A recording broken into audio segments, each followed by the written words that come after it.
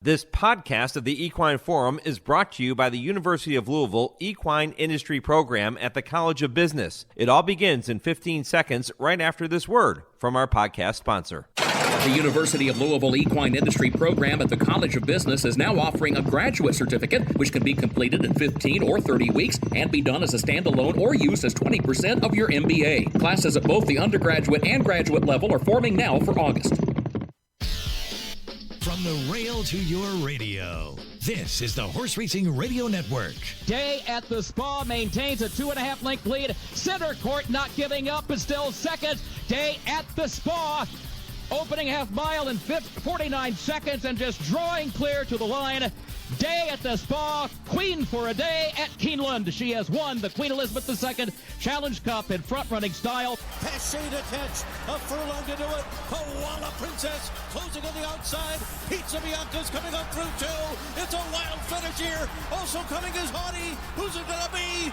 Pizza Bianca gives Christophe Clement his first Breeders' Cup. Welcome to the Equine Forum, presented by TwinSpires. Noah and the Ark, who has opened up here. Quite surprisingly, look at this effort by Noah and the Ark. We're going to have a huge upset here in the Lonesome Glory Stakes. It is Noah and the Ark, and he won here by 8 or 9 lengths. Malathat, final furlong of the Juddmonte Spinster, has the advantage out to nearly 5 lengths, 16th to go. Army Wife is second. No catching, Malathat winning the Juddmonte Spinster for John Velasquez. Now here's Mike Penna. Good morning once again, everyone, and welcome to the show that launched a network. It is the Equine Forum, all presented by TwinSpires right here on the Horse Racing Radio Network. Mike Penna, bearing to the backstretch. Happy to have you along for the ride once again this morning, right up until 11 a.m. Eastern on Sirius 216, XM 204, affiliates in Lexington, Louisville, and across the country, and streaming worldwide and podcast on our HRRN website at horseracingradio.net. And don't forget, you can listen to all of our podcasts of every show on our website or wherever you are accessing your podcasts. If you were to place a bet on which trainer would win the most Breeders' Cup races beginning in 20 days, 4 hours, 26 minutes, and 19 seconds, I would have to think that Todd Pletcher would be the leader in the clubhouse for many of you. Last weekend, the Todd father saddled winners of 3 Breeders' Cup Challenge events. And for an encore, went ahead and said, okay, I'll send out Nest to beat older fillies and mares in the Beldame, which, of course, was not a win and you're in. But I'm pretty sure we're going to see Nest at Keeneland in a few weeks, regardless, win and you're in or not. I think she's going to be there. Pletcher is likely to have at least 8 horses in this year's Breeders' Cup, and that's a list that includes Nest and Malathat in the distaff, likely the top 2 choices in that race. Life is Good in the Classic, Annapolis in the Mile, Forte in the Juvenile, and Chocolate Gelato in the Juvenile fillies. That's 6 contenders. Throw in a potential for a couple more, and you could certainly make a case for Todd being the favorite to saddle more winners than any other trainer at this year's Breeders' Cup. But you could also make a case for him getting shut out at the Breeders' Cup, which that's going to sound like blasphemy, considering how good Nest and Malathat have been this year, especially the past couple of months. And maybe that's the wager, if there was such a thing. Maybe that's the wager a true value player should be considering. Outside of the distaff, let's take a look at that. Outside of the distaff, and maybe the juvenile fillies, is Todd going to be favored in any of the other races I just mentioned? Life is Good. He's brilliant, but he's going to be second choice behind Flightline in the Classic. There's no way Forte is favored over Cave Rock in the Juvenile. And Annapolis just beat a field that included 5 Grade 1 winners, and he did it on the Keeneland turf. That's a pretty darn good resume right there. That's a wonderful recent win, but it was a mild 6-1 upset, and let's face it, is Annapolis going to be favored over the top European milers in that race. As a matter of fact, will any of those horses coming out of the Coolmore Turf Mile be favored over the top Europeans in the Breeders' Cup Mile? Probably not. In reality, the correct over-under on Breeders' Cup wins for Todd Pletcher is probably 2. I think that's fair. And if things break his way, maybe he gets 3, maybe he gets 4. But you could also see it going the other way. But if you're not sold on any of the 4 rivals, Nest just demolished in the Beldame, and that was impressive. But if you're not sold on the horses she beat, and you shouldn't be, I'd be really surprised if any of them come back for more in the distaff. I don't think they want any part of that anymore.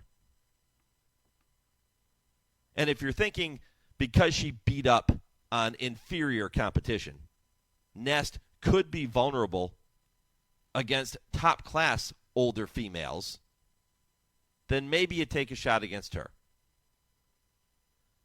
And then you have to hope that Clariere's cut on her tongue that she sustained in her previous race was what led to that dismal effort in the Personal Ensign. And that she can regain her form from earlier this year when she was blasting Malathot in races like the Ogden Phipps and the Shuvi. If all of those things were to come to fruition, maybe the distaff ends up with an upset winner. And let's face it, that is the race where Todd Pletcher, yeah, he has good horses. That's where he's holding the strongest hand. And at that point, the odds of Pletcher being shut out increase exponentially. And all of a sudden, that wager is looking pretty good. As for Chocolate Gelato, she will probably be among the top choices in the juvenile fillies and maybe even the top choice. She might go as the favorite in there. But if you're a pessimist, and if you're betting that Todd Pletcher is going to get shut out, you probably are, you're hanging your hat on the fact that her Frisette win came over a sloppy track. And she has yet to go a mile and a 16th.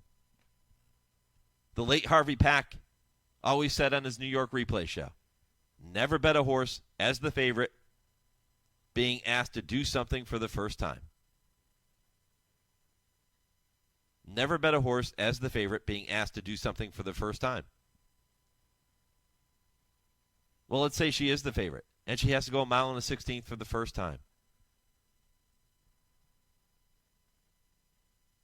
Just some fun thoughts to get your wheels turning on this Saturday morning. You could see it going either way, but I think really the realistic number for victories in the Breeders' Cup for Todd is probably 2. And I think that's fair. It could go either way. He could get more, he could go less, but I think that's about right. Kentucky Derby winner Rich Strike was on the track at Keeneland this morning, well before many of you had your alarm set, myself included. Was out there at 5:35 a.m., worked 4 furlongs in 47 3/5, galloped out in a minute flat.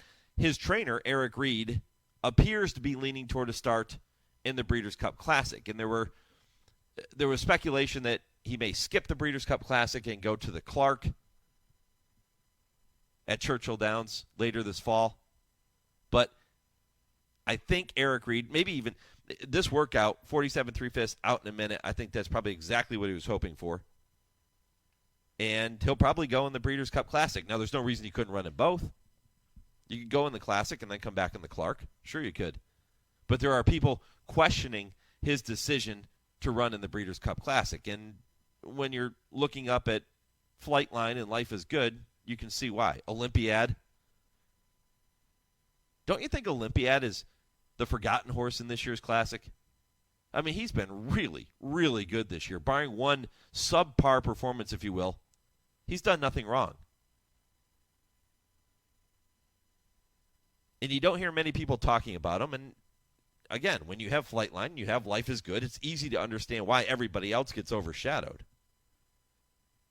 And that's going to be a wonderful matchup. It's going to be fantastic. You talk about, I was going to say great television. You talk about great radio. right? For us to be there broadcasting that race, that showdown on national radio is an unbelievable privilege. And I'll take this chance just to plug our coverage. We're going to be there all week long, starting on Tuesday morning with the first of our 3 Breeders' Cup Countdown shows presented by Hillendale de Lapa. We're going to be there to bring you all of the interviews with all of the connections during the week, and then every single Breeders' Cup race right here on the network Friday and Saturday, exclusively on HRRN. So if you can't get to a television, make sure you tune us in to listen to that showdown between Flightline and Life is Good. And I'm not sold. You just heard me walk through the distaff with Malathat, Nest, Clairiere. I'm not sold that that race and those storylines in some way aren't more compelling than Life is Good versus Flightline. That's one of the topics I'm going to bring up with Dale and Tim. Dale Romans, Tim Wilkin later today, 10:30 Eastern, when they join me for the final segment of the show. It is I Ask, They Answer. A lot of things to talk about in there, including jockey suspensions. Had a listener submit a question, wants to hear Dale and Tim debate whether or not it's right that jockeys get to choose the dates they want to sit out. The Ortiz brothers, Joel Rosario, suspended after what happened on the racetrack last weekend at Keeneland, and I'm not here to debate the suspensions. Whether you like them, you don't like them, you think they were fair, they're not fair. 3 days was enough, 3 days wasn't enough. But the fact that riders can choose which days they want to sit out. They're going to sit out this coming Wednesday, Thursday, Friday. They won't have to miss any of the big purses and the big races on the weekend. Is that right? Is that a protocol that needs to be looked at? Does that need to change in our sport? Something I'll talk to Dale and Tim about in the final segment of the show. All right, so here's the lineup for you. Busy show. Every segment jam-packed as it is every Saturday morning here on the Equine Forum. 8:15 after this first commercial break, NYRA analyst Acacia Courtney is going to be with me. I keep calling her Courtney. Acacia Clement. She is now married. Acacia Clement going to be with me to talk about the Sand Springs. Pizza Bianca returning to the races in there for celebrity chef Bobby Flay. That's going to be a lot of fun. We'll look back on some of the other Breeders' Cup Challenge winners over the past couple of weekends in New York as well. That comes up in just a few minutes. 8:35, trainer Phil D'Amato will talk about Keeneland's QE2, and he'll look back on Rodeo Drive winner going to Vegas. 9 o'clock, Doug Cauthen from Three Chimneys will be here to discuss 2017 Breeders' Cup Classic winner Gunrunner, who now a leading sire over at Three Chimneys. 9:20, Ron Nicoletti will join me to remember longtime turf rider Jack Will in this week's edition of Unsung Heroes presented by Woodbine Entertainment. Jack passed away October 2nd. The news coming out this week, 78 years old after suffering a stroke. I have some stories myself that I want to share about Jack Will, but Ron will be here to remember him in this week's Unsung Heroes segment at 9:20. And it was a tough week in racing. Ed Mackey, Gulfstream's director of Mutual since 2002, and he's a longtime fixture for like 50 years in Florida racing. He passed away suddenly at the age of 75. And you remember the movie Let It Ride and the actor Robbie Coltrane, who played the Mutual's clerk when Richard Dreyfuss, Trotter, would come up and make his wagers? He was brilliant in that role. Fantastic. Well, Robbie Coltrane passed away yesterday, too. So a tough week for thoroughbred racing in that regard.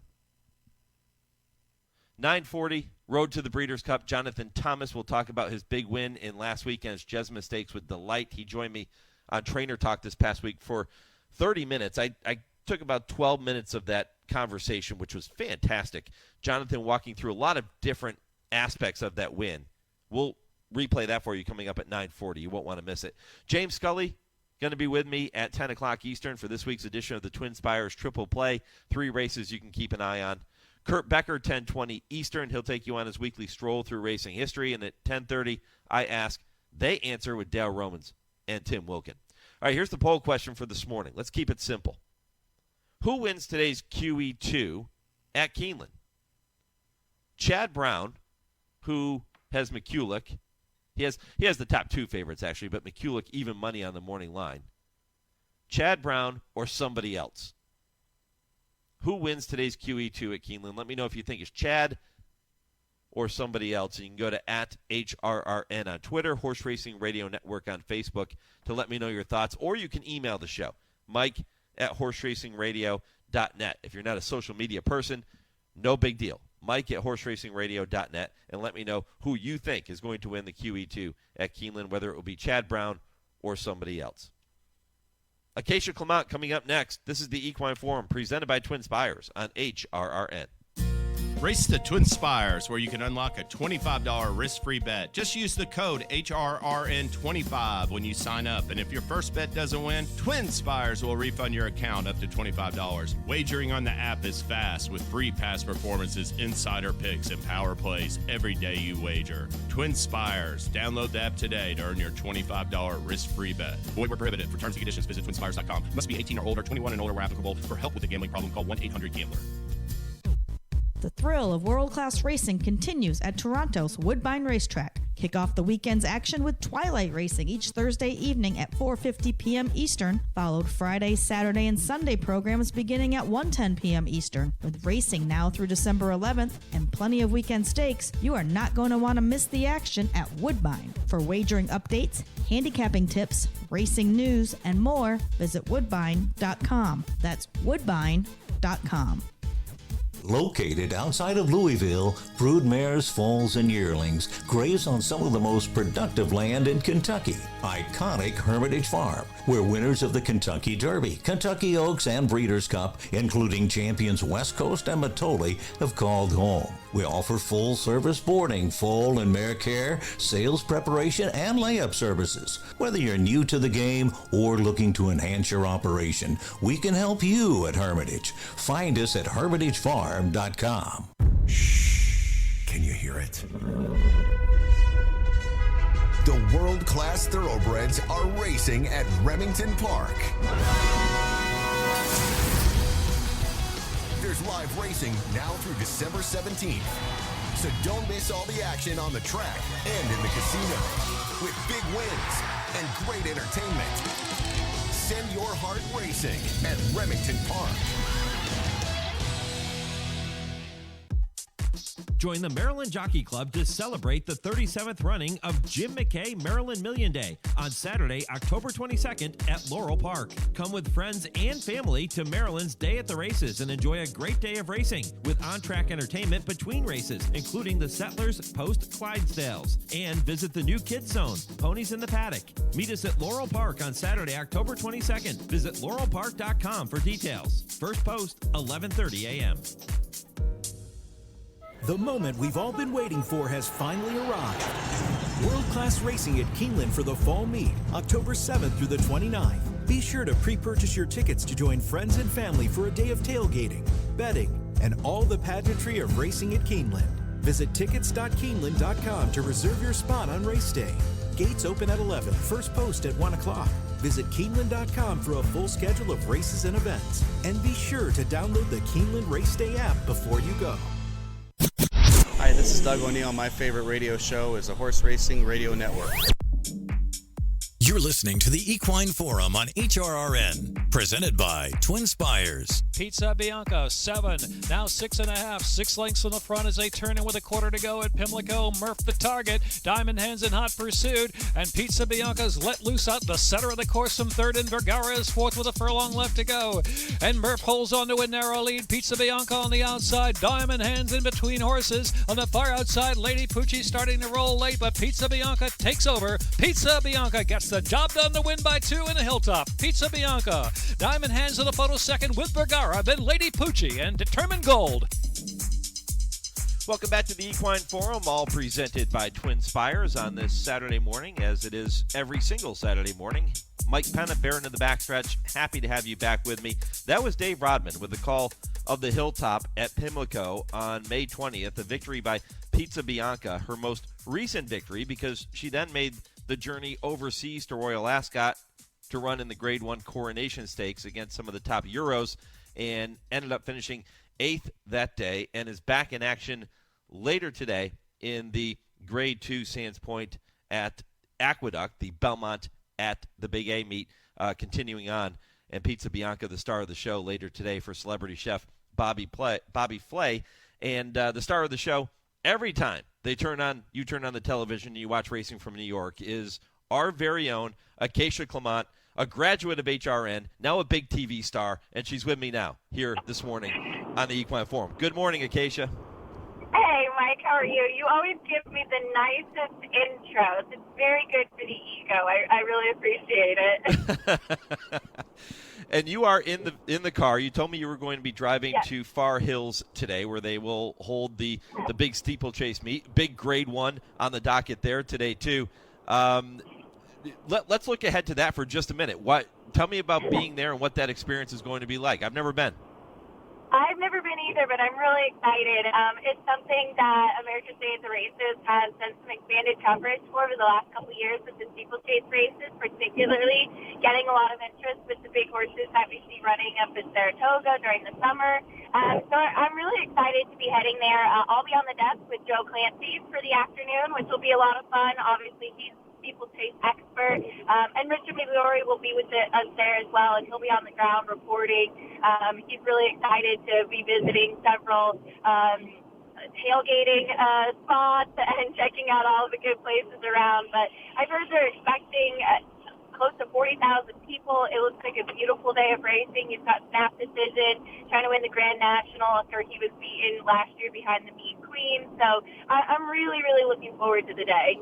Yeah, that Grand National, that is the Grade 1. It's a purse of $250,000 and a post time of 4:05 Eastern. It's the 6th race on the program at Far Hills today, so make sure you tune in for that. Just something different. We don't spend a lot of time talking about the steeplechase horses, right? And I think we probably should, especially on a day like this where you have a big Grade 1 and that showdown. It's actually a rematch between Noah and the Arc and Snap Decision, who you just talked about. That's pretty cool, too. You get these two horses, maybe a little bit of a rivalry getting started. It is cool, and one thing I'm excited about this Grand National is that it's equal weight. Last time, Snap Decision, because of the way the handicap is balanced in steeplechase races and his accomplishments on the track, he was carrying 28 more pounds than Noah and the Arc, which is just insane to think about. And what this horse has done has been really cool. So I'm excited to see it on an equal playing ground. I'm excited to see him back. Unfortunately, the Mean Queen is sidelined, but there's still some really good horses. That rematch you mentioned. And I think it's been really fun to follow, too, because Snap Decision, some may remember, started out as a flat runner with Shug McGahee and has an incredible fit family, his third generation, his personal ensign. So it's really cool to see him flourishing in his second career, so to speak. And on our show, it's been fun that we've gotten to follow it a little bit more, particularly with those Saratoga races in the summer. So I'm really excited that we're putting a spotlight on the big day there today. Yeah, 28 more pounds. That's unbelievable. Thank goodness Pizza Bianca is not carrying 28 more pounds than her rivals later today, right? She's going to go at equal weights. They're all carrying 118. And Pizza Bianca, 5-2 on the morning line, trained, of course, by your father-in-law, Christophe Clement. Give me the inside scoop here, right? This is a family affair. Is Pizza Bianca going to win by 10 today, or is she going to win by 12? I hope that it's one of the two, for sure. It's a big question, and I had interviewed Christophe on the show about it yesterday. So the big question now is that she was such a talented 2-year-old and so precocious, and we have to find out if she took a step forward as a 3-year-old and what she has to offer in the second part of her season. She did go over to Royal Ascot, and I don't think that she disgraced herself there. She was beaten by Inspiral in the Coronation, who we're seeing on British Champions Day this morning, facing males, and was a Group 1 winner against males last time as well for Shauna Sadie-Cousins. So she was facing the top horses.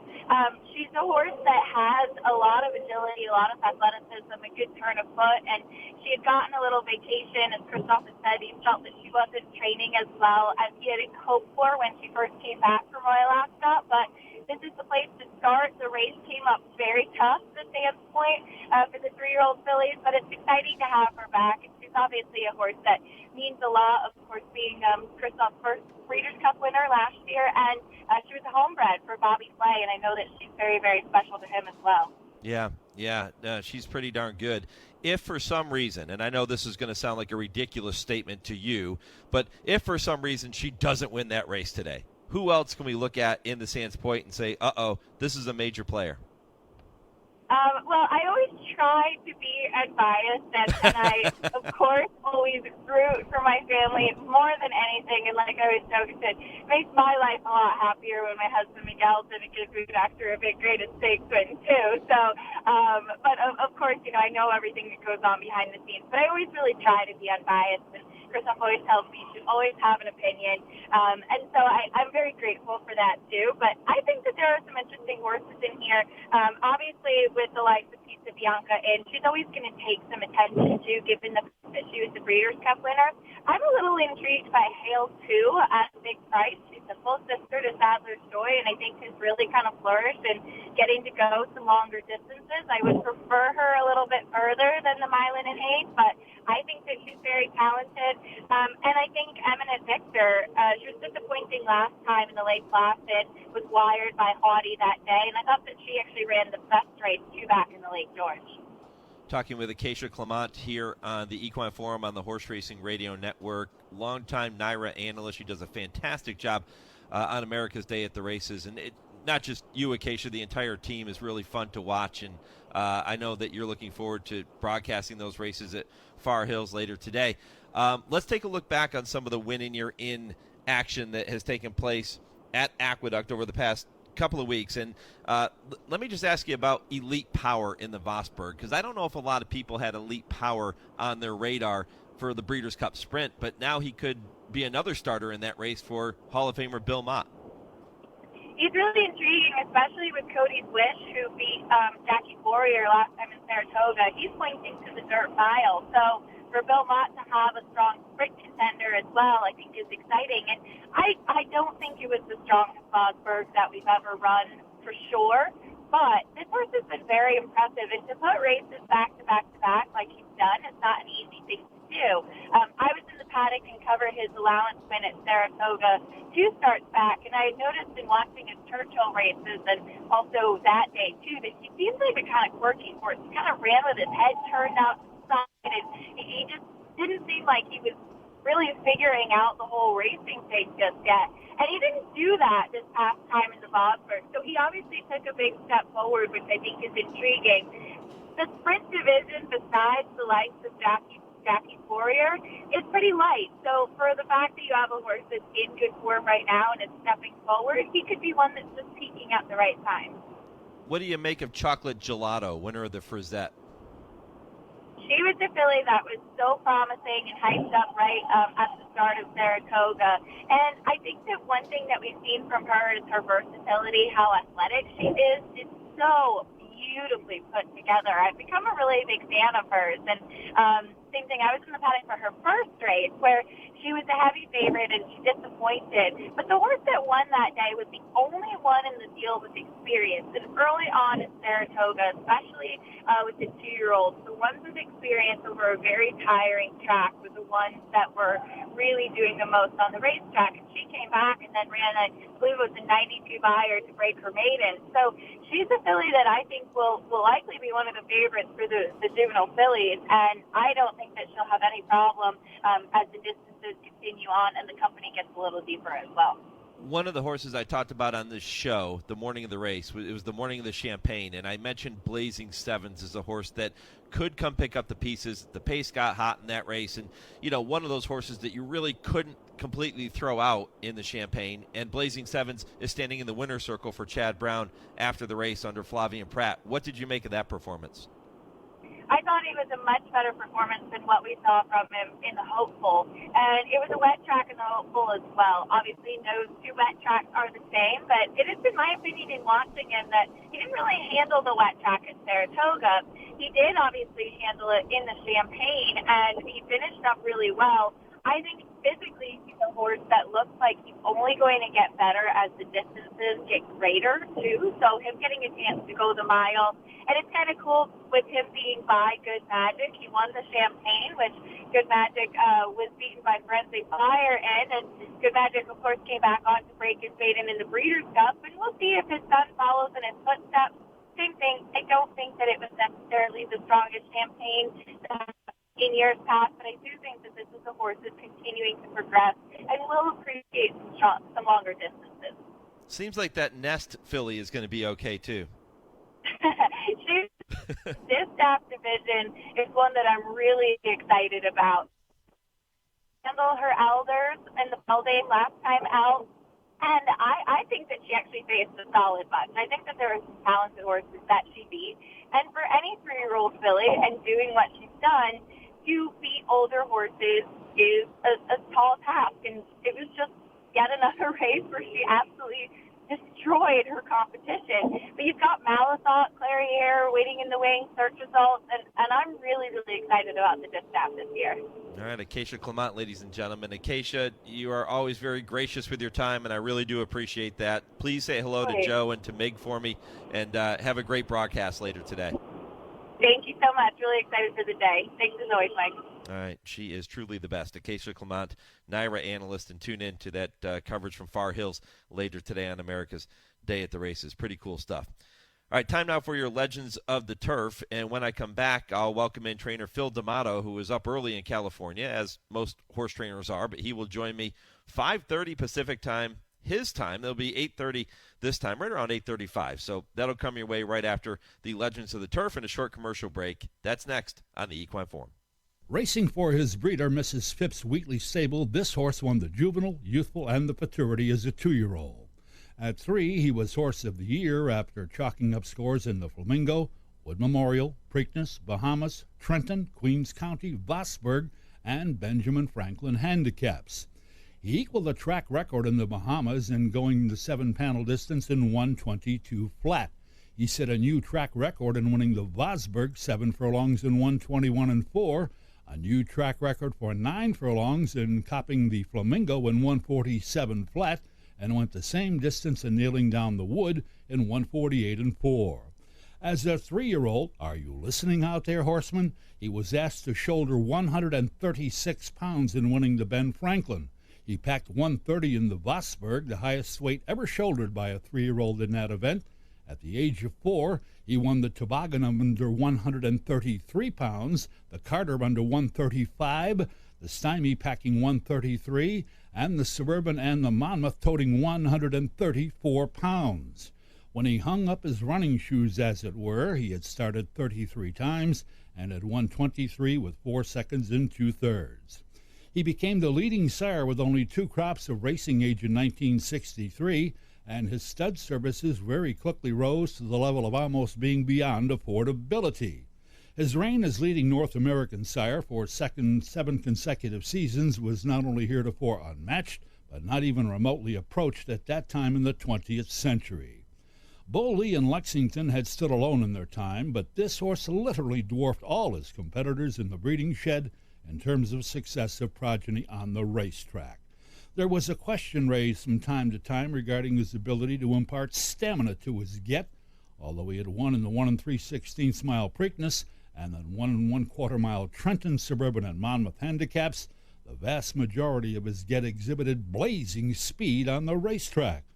There were a number of his get, however, that could be classified as stayers, including among those would be Lamb Chop, Latour, Bull Bitter, Stahanus, Bull Dower, Dewan, Successor, and Gamely, just to name a few. They were all winners in stakes company at 1 1/4 miles or better. He was a leading sire of 2-year-olds for 5 seasons, 3 of those consecutively. The uninterrupted 8-year reign at stud for this horse, and 12 years in all, including that of his sire Nasrella, is a record to this day for a father-son combination. His progeny often did not have extended racing careers. They were too valuable at stud. Just hearken to this list in addition to those already mentioned, and really time precludes doing too justice to this prodigious and lengthy compilation. Bull Commander, Bull Princess, Speedwell, Bull Queen, Beautiful Day, Chieftain, Bull Lad, Time for Bed, Cornish Prince, Bold Experience, Jacinto, Staunchness, Jove, Bold Nesian, Queen Empress, Great Power, My Boss Lady, Disciplinarian, Master Bull, What a Pleasure, Big Advance, Virginia Delegate, Irish Castle, Raja Baba, Plum Bold, and on and on. In a word, absolutely awesome. This particular titan of the turf was foaled at Claiborne April 6, 1954, and that was a most noteworthy indeed day for that farm and racing as a whole. You see, 1/2 hour after this foal was dropped, another foal was brought into the racing world who in time on the racetrack became the world's leading money winner, Round Table. The marvelous thoroughbred that has been the subject of this dissertation went his way to the Great Paddock in the Sky, July 12, 1971, and with him went a remarkable record on the racetrack and in the breeding shed. He was Bold Ruler. This is HRRN, your exclusive home for the Breeders' Cup World Championships. Race the TwinSpires, where you can unlock a $25 risk-free bet. Just use the code HRRN25 when you sign up. And if your first bet doesn't win, TwinSpires will refund your account up to $25. Wagering on the app is fast with free past performances, insider picks, and power plays every day you wager. TwinSpires. Download the app today to earn your $25 risk-free bet. Void where prohibited. For terms and conditions, visit TwinSpires.com. Must be 18 or older, 21 and older where applicable. For help with a gambling problem, call 1-800-GAMBLER. Join the Maryland Jockey Club to celebrate the 37th running of Jim McKay Maryland Million Day on Saturday, October 22nd at Laurel Park. Come with friends and family to Maryland's Day at the Races and enjoy a great day of racing with on-track entertainment between races, including the Settlers Post Clydesdales.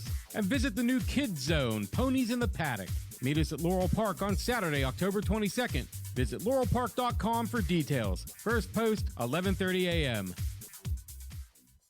Hey everyone, it's the Baron with this week's North of the Border Report presented by Woodbine Entertainment. On a day that showcased some of horse racing's top grass horses, it was only fitting that trainer Mike Keogh stood at the finish line watching his 7-year-old Dark Bay by the name of Wedgwood load into the starting gate. But Keogh's final race didn't produce a fairy tale finish, as Wedgwood would end up 6th at 18-1 in the Grade 2 Nearctic. At the end of the race, the 65-year-old Keogh made his way to the main track to greet his horse and jockey Jason Hoyt. Even in defeat, the horse embodied a typical Keogh starter, meticulously prepared, competitive, and resolute to the last stride. Keogh's journey to that moment last Saturday afternoon was 45 years in the making. Growing up in Epsom, England, the son of respected horseman Norm Keogh, he was drawn to the horses at an early age. It was a trip to Canada in the mid-1970s that would cement Keogh's hope of a career in horse racing. But the pursuit of that goal would come with its share of hurdles. Turned down for a visa on several occasions, Keogh remained undaunted, and his persistence would eventually be rewarded. The odds of Keogh's longtime hope of becoming a trainer began to flourish when he met owner and breeder Gustav Schickendance. That meeting would ultimately change both men's lives.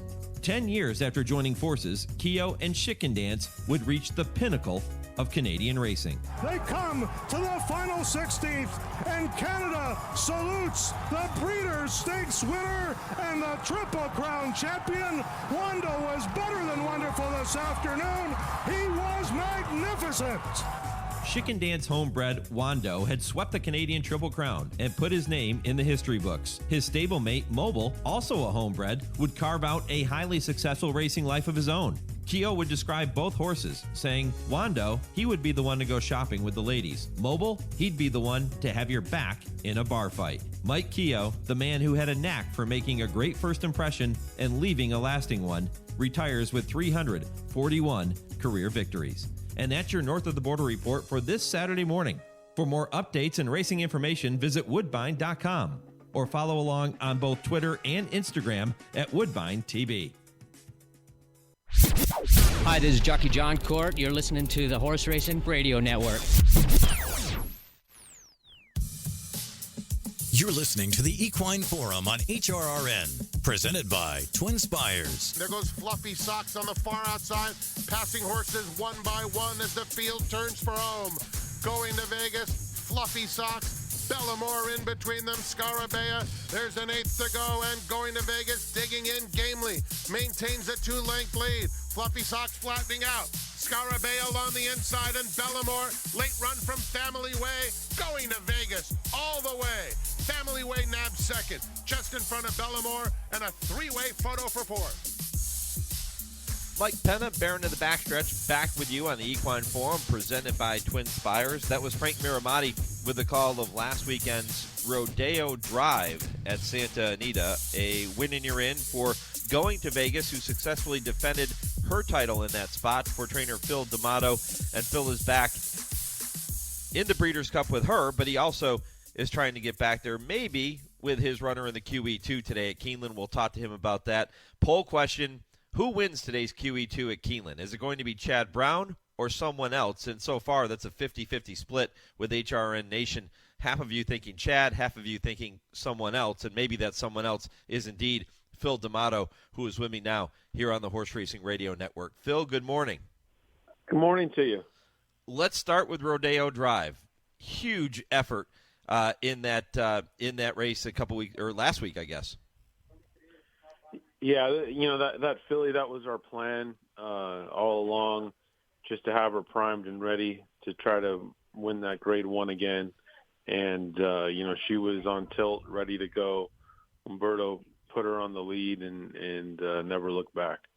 Does that have a significant impact on the value of a mare like this when she's now a multiple Grade 1 winner? I mean, already a Grade 1 winner was great, but does it increase her value even more now that she's won a couple?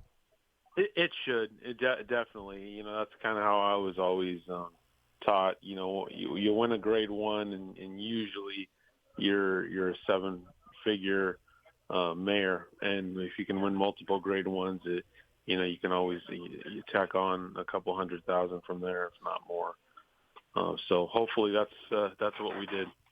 She won that race last year, as we talked about, the defending champion. She comes back, defends her title successfully, and those two performances, they look very similar on paper. She went wire to wire in both of those victories. What did you see this year as opposed to last year that leads you to believe, hey, when she gets to the Breeders' Cup, things could be different? Yeah, really, I got to say, I only had her for 3 races. I did not campaign her last time she won. Yep. But I will say that, this filly, I think it's her sweet spot. She likes those extended distances, and for her to get comfortable sitting in that, 1, 2, 3 scenario.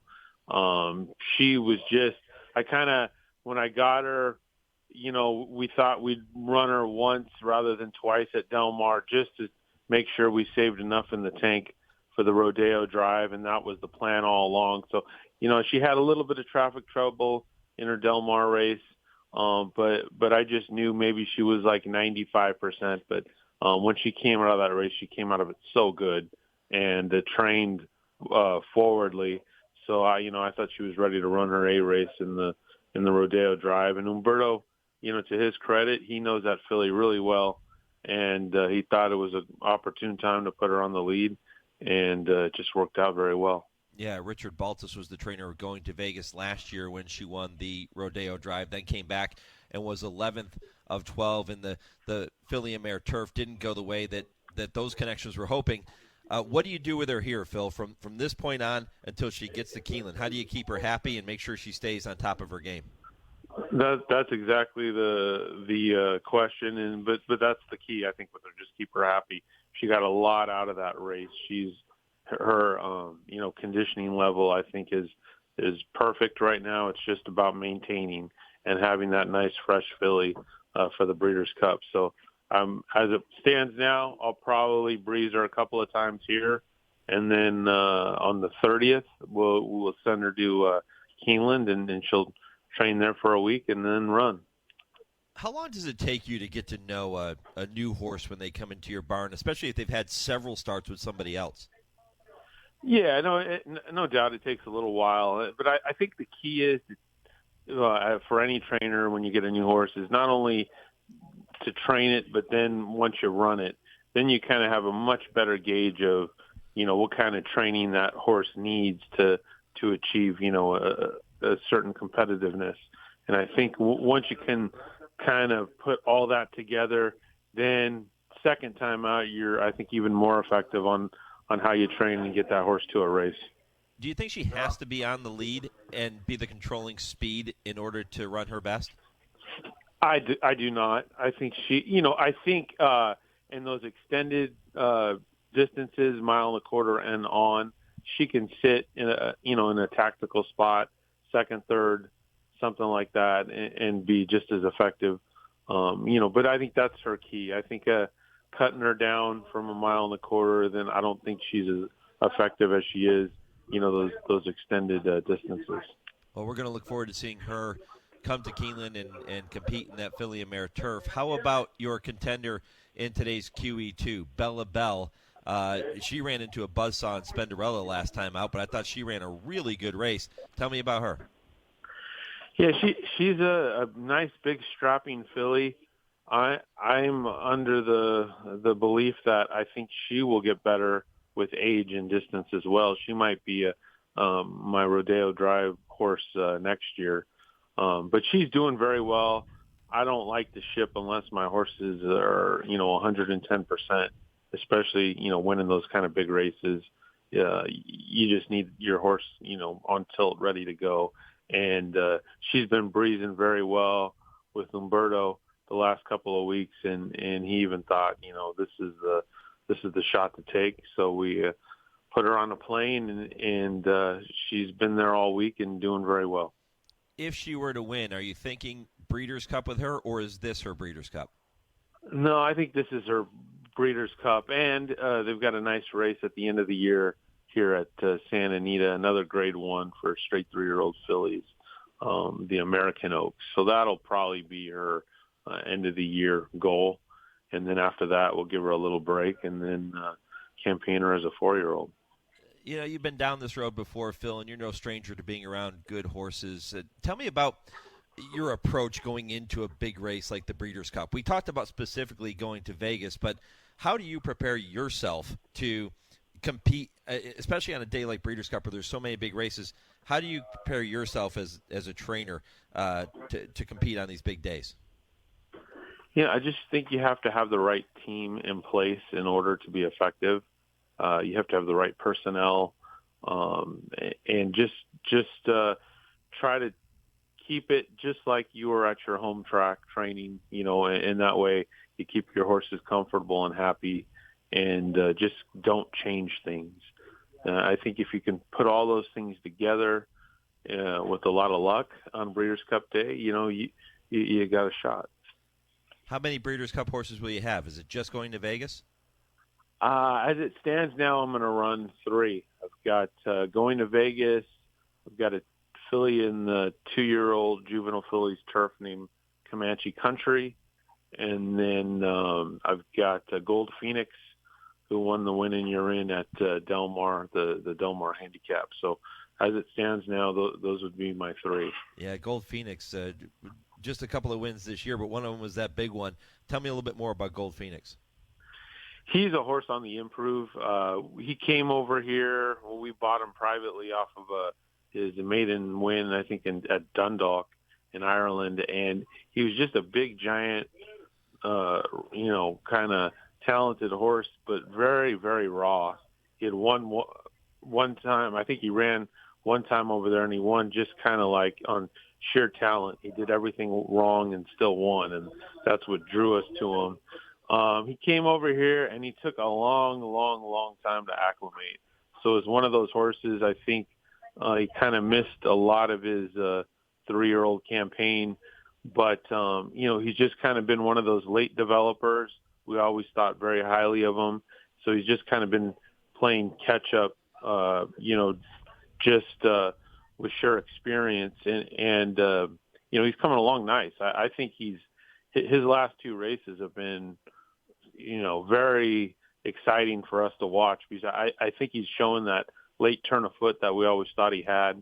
When you can go those last quarters in 22 and change, those are the kinds of things you need to win graded stakes. Yeah, he was flying at the end of his most recent start, the John Henry Turf Championship, which is a 1.25 mile race. That was back on October 1st. He was only beaten a neck and a head, maybe another jump or two, and he gets there.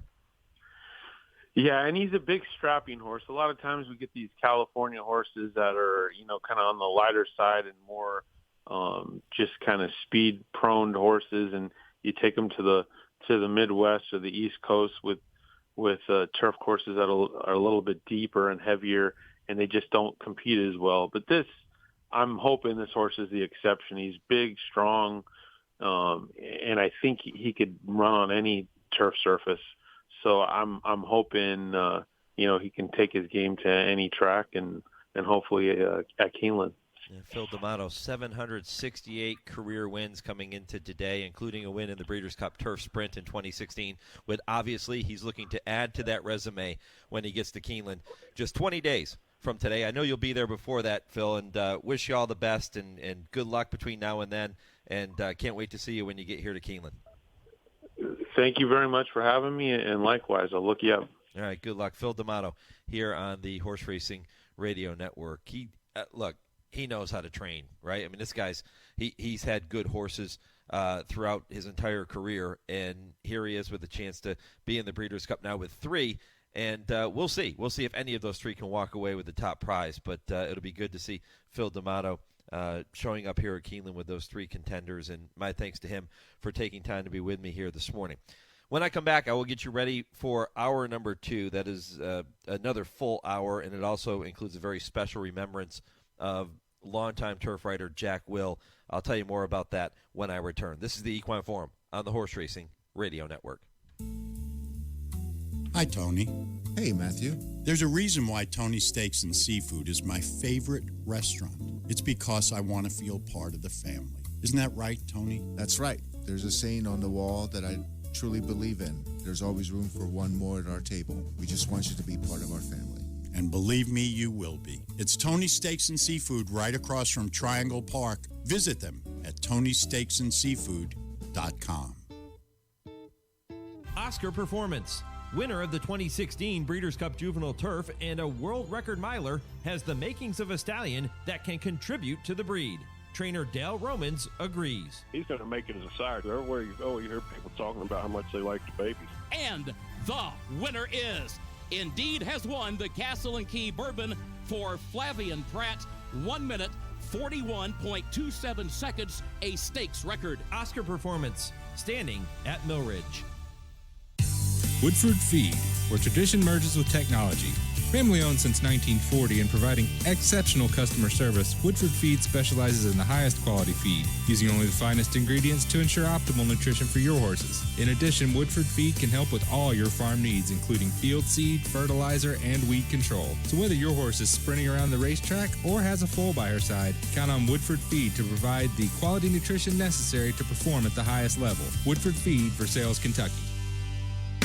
World Class Racing is back at Santa Anita. On Saturday, California-bred fillies and mares will go 6.5 furlongs down the Hillside Turf Course in the $100,000 California Distaff Handicap. And on Sunday, colts and geldings come down the hill in the $100,000 California Flag. Also on Sunday, 2-year-old fillies will go 6 furlongs on the main track in the $85,000 Anokia Stakes. Attention handicappers, there will be a mandatory payout in Saturday's 20-cent Rainbow Pick 6 jackpot, so make plans to join us. Track officials expect the total Rainbow 6 pool on Saturday will exceed $2 million.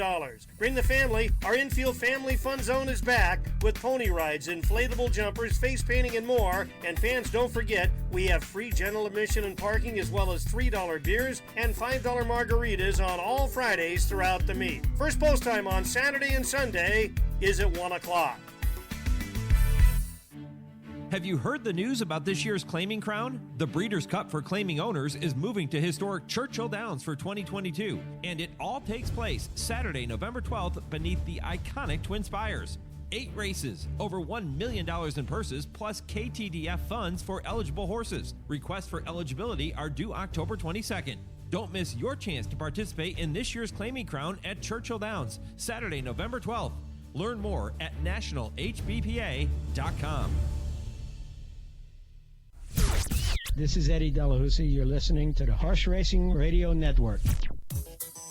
You're listening to the Equine Forum on HRRN, presented by TwinSpires. Arrowgate's going to take the far outside route. He's coming up on the outside of Gunnevera, but he's a long way behind Gunrunner and Collected as they make their way to the top of the stretch. In the Breeders' Cup Classic, they're into the stretch, and it's Collected and Gunrunner. They've been battling since the gates opened. Gunrunner's got the lead. Collected, West Coast is bearing down on them on the outside. Final 16. Gun Runner reaching for the wire. Collected's alongside. And then comes West Coast and War Story. But Gun Runner's on top of the world. He wins the Breeders' Cup Classic over Collected. Then came West Coast, followed by War Story. Arrowgate was coming late, but too late. The final time was 2 minutes, 1.29 seconds. Larry Colmus with the call of the 2017 Breeders' Cup Classic at Del Mar. That one going to Gun Runner. And who knew at that time how good he would turn out to be as a stallion. What a year it's been for progeny of Gun Runner, including Cyberknife and Early Voting and Taba. They put on a show this year for us. And Gun Runner, also commercial. You see him in his offspring, fantastic in the sales ring, especially here at Keeneland, what you just saw a few weeks ago. I'm going to visit with Doug Cauthen from Three Chimneys coming up to talk about Gun Runner. All of our coverage of the Breeders' Cup Classic coming up on November 5th is presented by 2017 Breeders' Cup Classic winner Gun Runner, so looking forward to talking with Doug about that. You know, it's been an exciting racing season, thanks in no small part to the feats of racing superstar Flightline. I talked about him at the top of the show. Few horses in history have displayed as much raw talent, speed, and potential as Flightline, from his debut in a maiden special weight at Santa Anita in April of last year to his most recent win in the TVG Pacific Classic. This horse is making history. And for the full rundown on the incredible feats of Flightline, head over to americasbestracing.net. That's americasbestracing.net, or you can click on the link on our website and in the show notes of our podcast if you want to learn more about the entire career and everything that Flightline has been able to do in his perfect campaign. We'll see him, again, as the likely favorite. I don't think there's any doubt about that, as the favorite and the horse to beat coming up in the Breeders' Cup Classic on November 5th. But I told you that great showdown when Life is Good. It's going to be, it's going to be really fun to watch. Those two, we are blessed this year with two horses of that caliber. And, Life is Good has the more extensive resume. He's made more career starts. He's a 4-time Grade 1 winner, whereas, Flightline only has 5 career starts. So you think about that, the seasoning edge, if you will, probably goes to Life is Good, but the talent on both sides is fantastic, and can't wait to see that. Hopefully they both get to Keeneland together, both get here well, and we get a chance to see that showdown, and it's something that racing fans and sports fans all over the world will look forward to.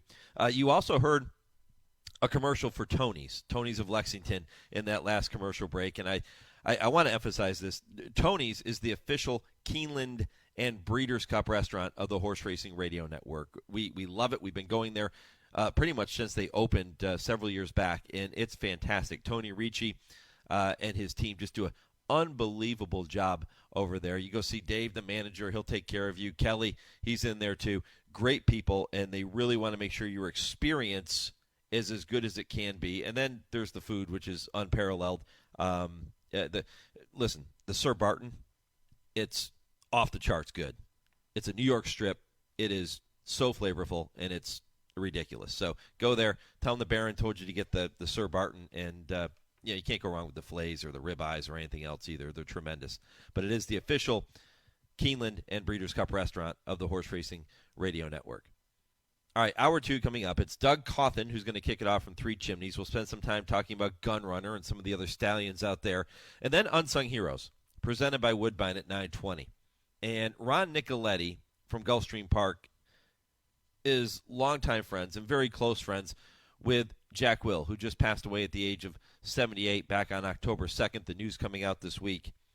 Jack suffered a stroke a while back and then finally succumbed this week. Around October 2nd, and we're going to get a chance to remember him and look back on his life with Ron Nicoletti. I told you at the top of the show that Ed Mackey also passing away, the longtime fixture with Florida Racing. He is part of that program for, about 50 years or so.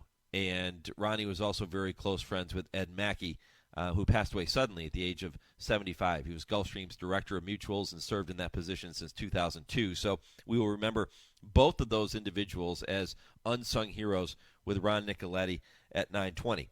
9:40, we go down the road to the Breeders' Cup, and Jonathan Thomas, who saddled Delight to win the Jesma Stakes on opening day of the Keeneland meet, was so gracious to join me for a full half hour on Trainer Talk this past Wednesday. And his comments, not just about the filly, but about the connections, the owners, George Strawbridge, and what it meant for him to win a race at Keeneland for an owner of that caliber. His comments were fantastic. And so I took about 12 minutes of that 30-minute conversation, and I put it together for you. I'm going to play that as we go down the road to the Breeders' Cup at 9:40. I think you're really going to enjoy it, and you'll get a chance to hear some really wonderful comments from Jonathan in that segment, and some great information on Delight as you look ahead to the Breeders' Cup. The TwinSpires Triple Play this week with James Scully coming up at 10 Eastern. He'll give you 3 races to keep an eye on later today. 10:20, Kurt Becker's Stroll Through Racing History, and at 10:30, I Ask, They Answer with trainer Dale Romans and turf writer Tim Wilkin. Let's do this. Let's get to the break. Let's get to the Barbados racing update, and then when I come back, I will update you on the results of the poll question as they stand through the first hour of the show. We'll do that when we come back after a 10-second pause for station identification and your Visit Barbados racing update. This is HRRN.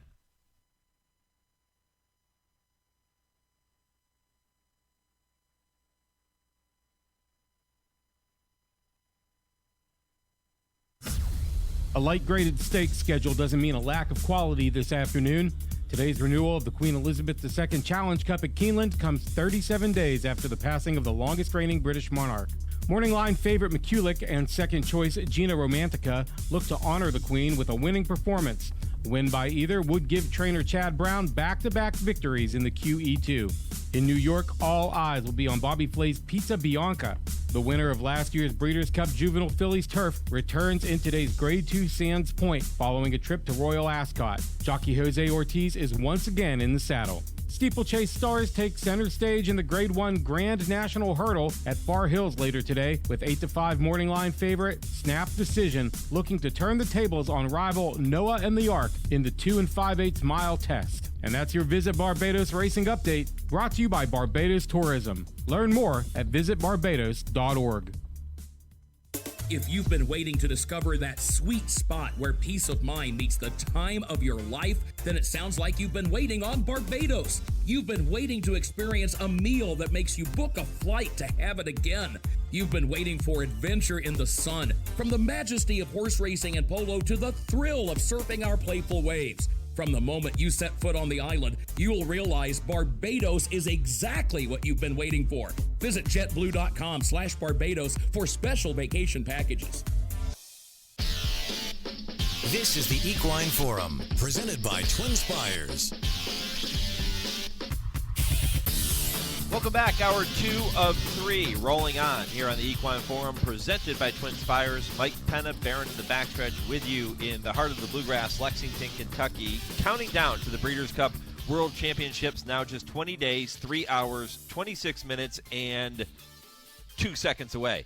And going to be great to see those championship days return to Keeneland here in Lexington, Kentucky. If you missed any portion of the first hour of the show, my conversation with Acacia Clement from America's Day at the Races, and talking about the races up in New York with Pizza Bianca returning to the races today in the Sands Point. She also looked back on some of the Breeders' Cup Challenge winners over the past couple of weekends. Phil D'Amato was also with me to look back on his big win in the Rodeo Drive and to look ahead to the QE2 at Keeneland later today. If you missed any of that, simply go back to our website, horseracingradio.net. You can check out the podcast at your leisure. You can also do that on every major podcast platform, however you get your podcasts, whether it's Apple Podcasts or Podbean or Spotify, whatever it might be. You can head there and subscribe to Horse Racing Radio Network and get our podcasts all week long every time we post a new show. You heard my comments about Tony's as I was wrapping up the first hour of the program. I raved about their Sir Barton and their fillets, and their steaks are just unbelievable.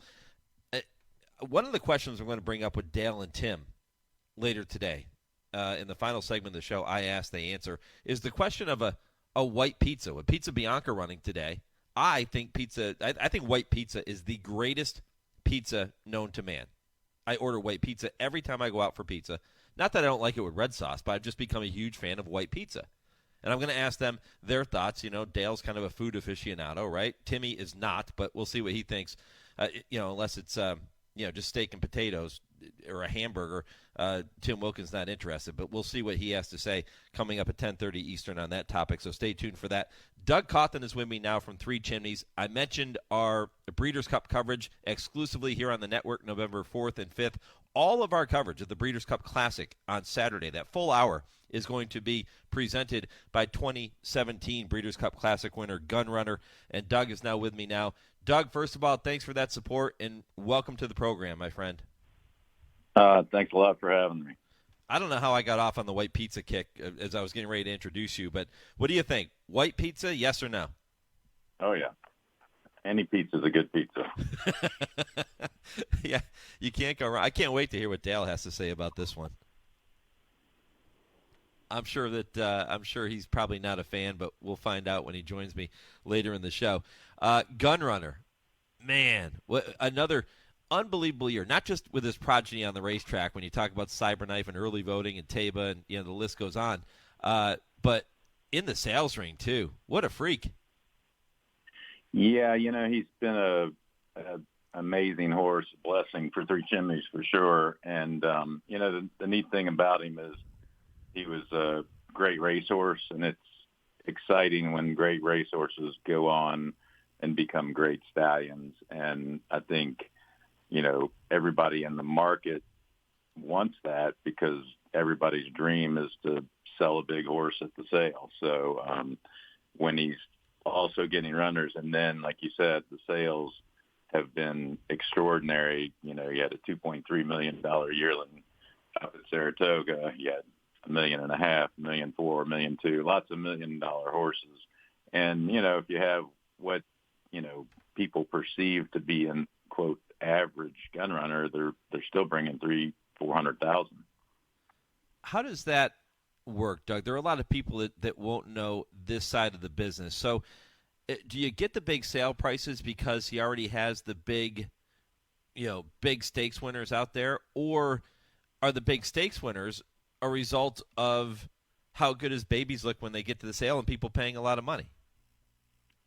Yeah, it's a good question. It's a combination. When his first crop came to the sales, they were very popular. He was the number one weanling sire, in November. And he was number one yearling sire as the yearlings came around. And they all had this great walk, like he has, this amazing fluid motion, which he, uses and used himself and his progeny use it. When they start speeding it up, they're excellent movers.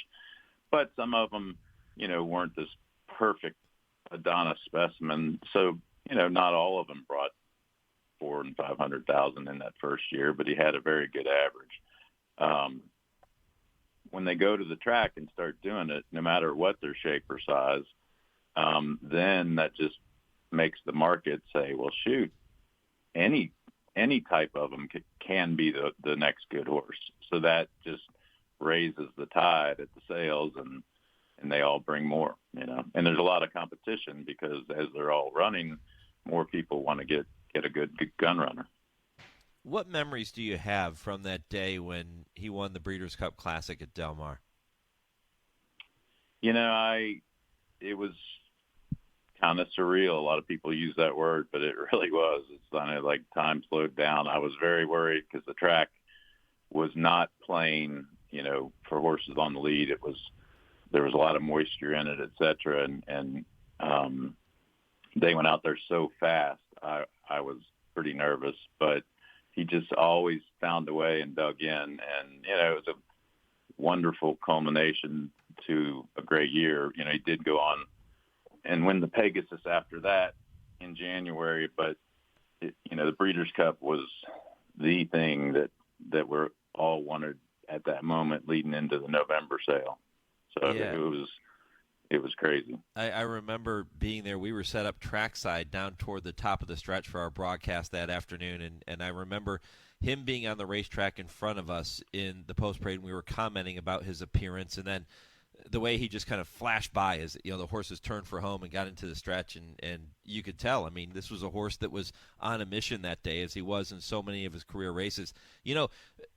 That race will get a lot of attention because it was the Breeders' Cup, but Doug, he ended his career on a 5-race win streak, and all 5 of those were Grade 1s. The Stephen Foster, the Whitney, the Woodward, the Breeders' Cup Classic, and as you said, the Pegasus World Cup. Unbelievable. Yeah, I mean, he just went out and did it every time. And I think anybody that's rooting for a horse gets nervous before the race. And the whole Three Chimneys crowd, did, but he did give you a little bit of confidence where you weren't, ready to throw up. Yeah. I described him as being a generational type of stallion. And, we've seen some of those over the years, but they're rare. And he's certainly making his mark, and he's certainly heading in that direction. There's no doubt about it. Do you get the sense that we're really just getting started with Gunrunner, the stallion? If he keeps this up, he will be the greatest sire ever, which is not something I say. And I'm not saying it now. You've got to do it over a lifetime, but he's on that path because we just haven't seen horses get 6 Grade 1 winners in their first crop. And you just don't see, he's got 25 stakes horses. It's a crazy percentage. His percentage of stakes horses to runners right now is 25% this year. Wow. I mean, I've never seen that. Those things change as more runners happen, but I think hopefully more of those runners will be stakes horses. So he is kind of in rare air. And the lesson I've always learned is don't ever get cocky, always be thankful, thank the Lord and thank everybody's hard work and thank the horse. At the end of the day, he's doing it all. So I think just keep trying to move forward, and he'll probably do the rest like he did on the racetrack.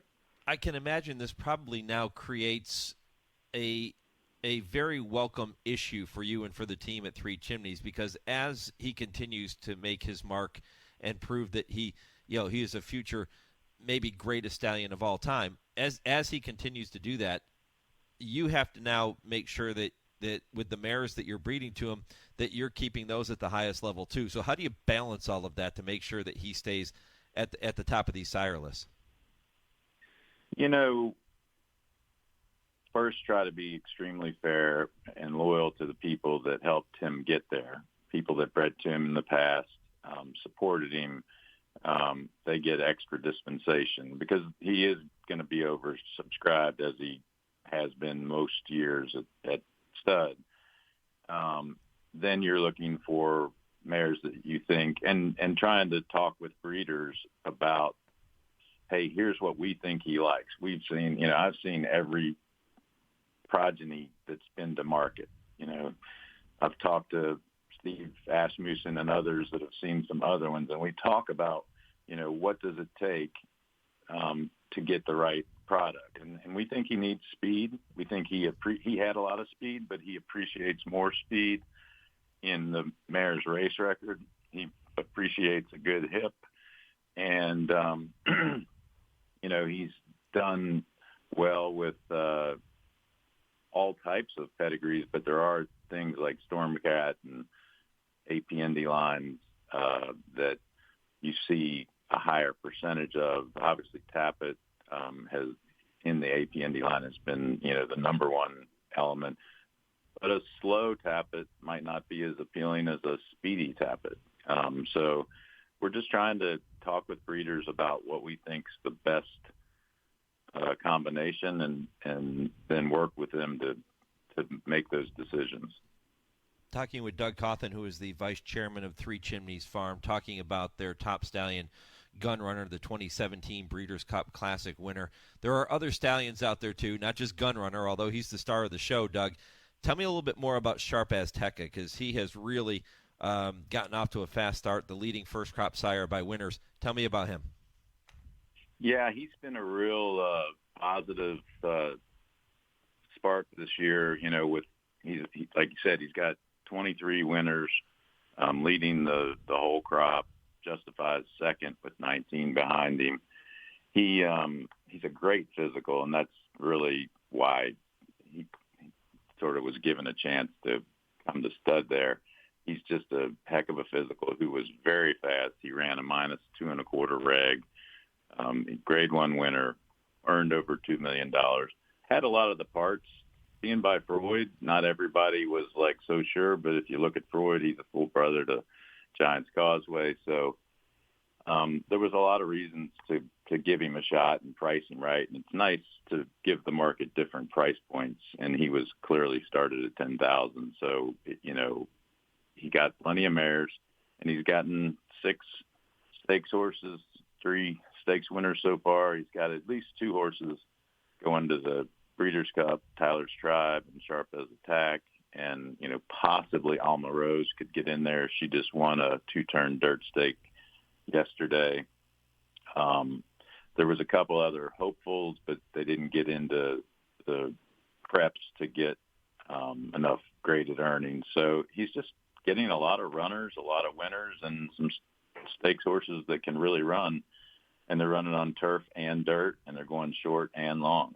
So he's been great. He's certainly meeting, if not exceeding, expectations, and there seems to be a lot of sort of sentiment that in the breeders, hey, this is a good opportunity to get a horse that gets you a good physical and can make money and get your mare off to a good start. We talked about the impact that Gunrunner has had on the sales scene, too, with his babies bringing so much money when they step into the auction ring. Well, you have a young stallion there at Three Chimneys by the name of Volatile, who has his first foals here in 2022. And, his first mares in foal sold very, very well. And now we're getting a chance to, to see his yearlings go through the auction ring and pretty cool stuff. And looking forward to the career of Volatile, too. Absolutely. He, again, was a horse that was purchased as a yearling, 50-50, partnered up, and enjoyed a great racing career, extremely fast horse, really great-looking horse, and was a grade 1 winner. Violence, his sire, I think, is a little underappreciated, but he's got, I think, 6 grade 1 winners now, so people are starting to realize, he's a real stallion as well. But Volatile has a lot of speed and a really nice pedigree, and his babies have been exceptional that we've seen. The foals and weanlings I've seen at Three Chimneys, Tom Hamm and Rebecca Nicholson have gone out and seen a lot of them on other farms, and all reports are good. I'm actually up at the Saratoga New York bred sale because there's 6 or 7 volatiles in the sale, and I'm going to go have a look at them today. But all the ones I've seen on farms and seen reports of have been really good. So we're excited that he could get off to a good start. And, Three Chimneys makes an effort to breed really good mares. He got grade 1 winners and grade 1 producers from the Three Chimneys herd. So he's kind of getting that extra bump of opportunity that a lot of $15,000 stallions don't get. So we're excited.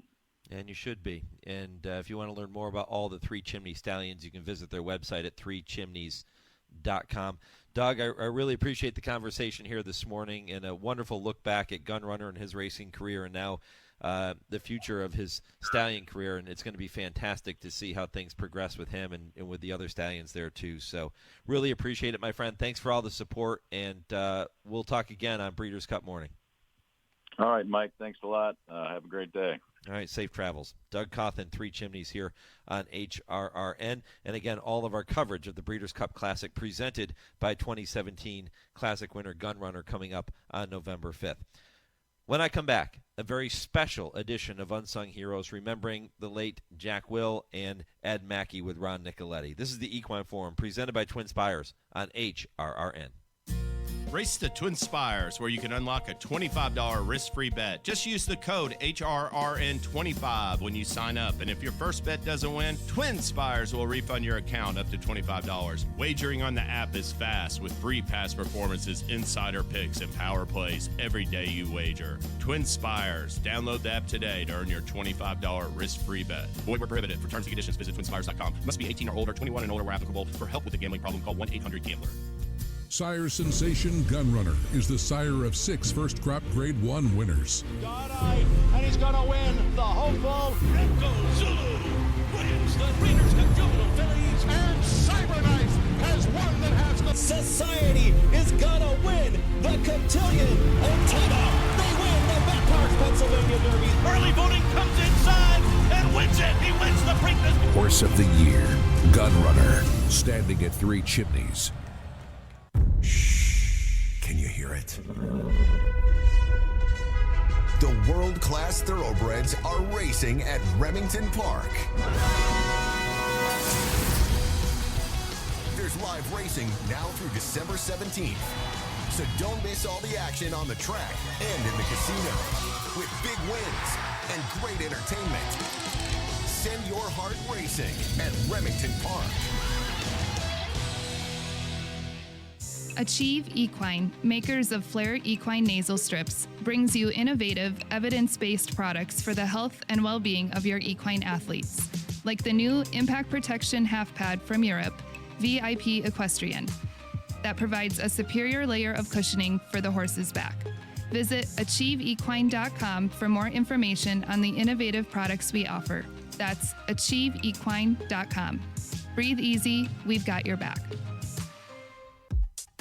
Join the Maryland Jockey Club to celebrate the 37th running of Jim McKay Maryland Million Day on Saturday, October 22nd at Laurel Park. Come with friends and family to Maryland's Day at the Races and enjoy a great day of racing with on-track entertainment between races, including the Settlers Post-Clydesdales. And visit the new Kids Zone, Ponies in the Paddock.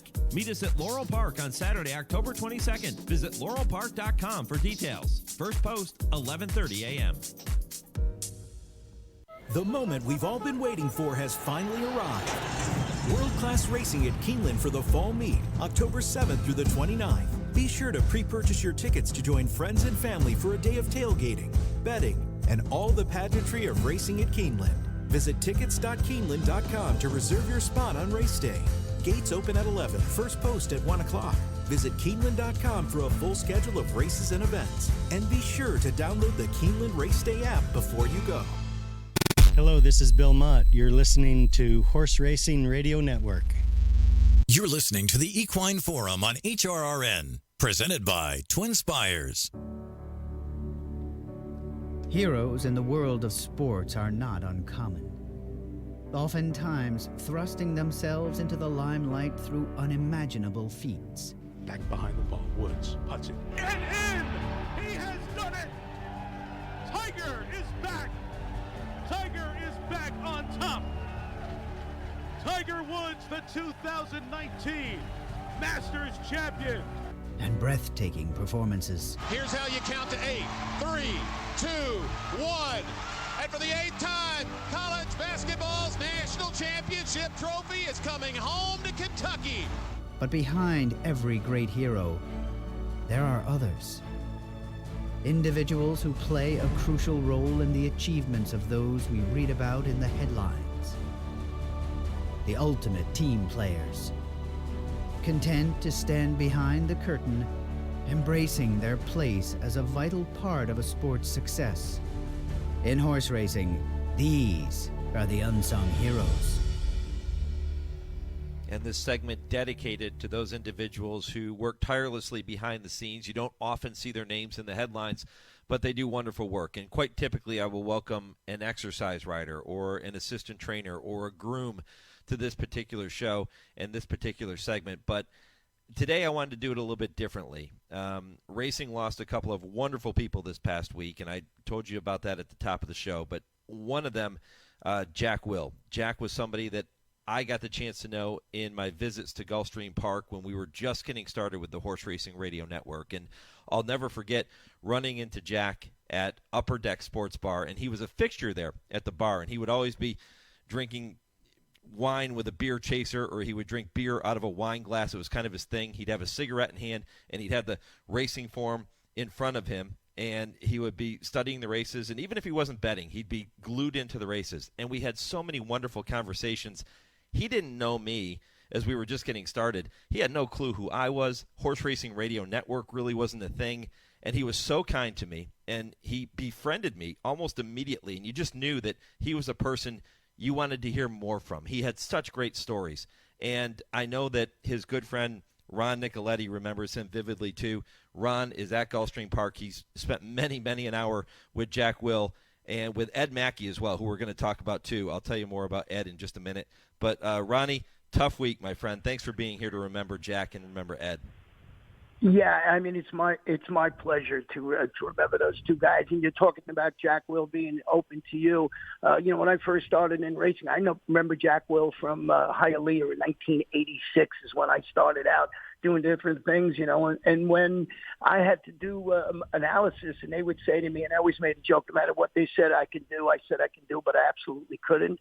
And I could barely type two letters together, never mind two words, And Jack just helped me along and helped me with my English. If you read my analysis now, it's still not that great, but he was right. He was right there for me all the time, and, he was just a walking encyclopedia. And you've seen all the tributes to him. Everybody just says, Jack, who won the 1962? He knew it, so he was like our encyclopedia. And like you said, just a great guy. He helped a lot of people, and we had just had so much fun together. So, I worked with him for years at Calder, at Hialeah, and, of course, the last 10 years or so at Gulfstream Park, and always a great guy. And his resume speaks for itself. I mean, he was the head of the notes team for the Breeders' Cup.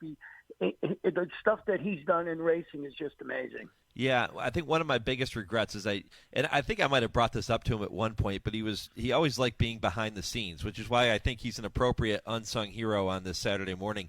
I remember that I think I asked him to join me on one of the shows when we were down there at Gulfstream, and he really didn't want any part of it. I think he probably would have done it if I pushed a little harder, but I could tell he wanted no part. He just loved being behind the scenes, doing his job, and being around the horsemen. That was really his thing. Well, I actually got him to do a show with me one time, you know what I mean? It was like pulling teeth, but he was very good. And I found out years earlier, in the early stages when he was at Maryland and at Pimlico and Laurel and everything, that he did some TV, but he just, that wasn't his gig. He loved being behind the scenes. Like I said, how many notes that people have read about the Breeders' Cup and everywhere else that Jack either wrote or, edited, and the whole Breeders' Cup goes around that. He did a fantastic job. He's just, he was the guy. He's that one of the last Damon Runyon characters that you're going to see in racing, like you said, sitting there at the bar.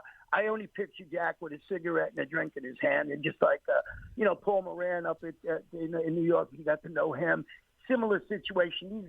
These were the great guys in racing. Yeah, and he was always willing to spend some time talking with you. Whether it was about racing, he would always ask about how things were going with us, not just with the network, but personally. My wife, Michelle, and I would sit there and talk with him, and he was always interested in you as a person, not just in what we had going on with the business side of things.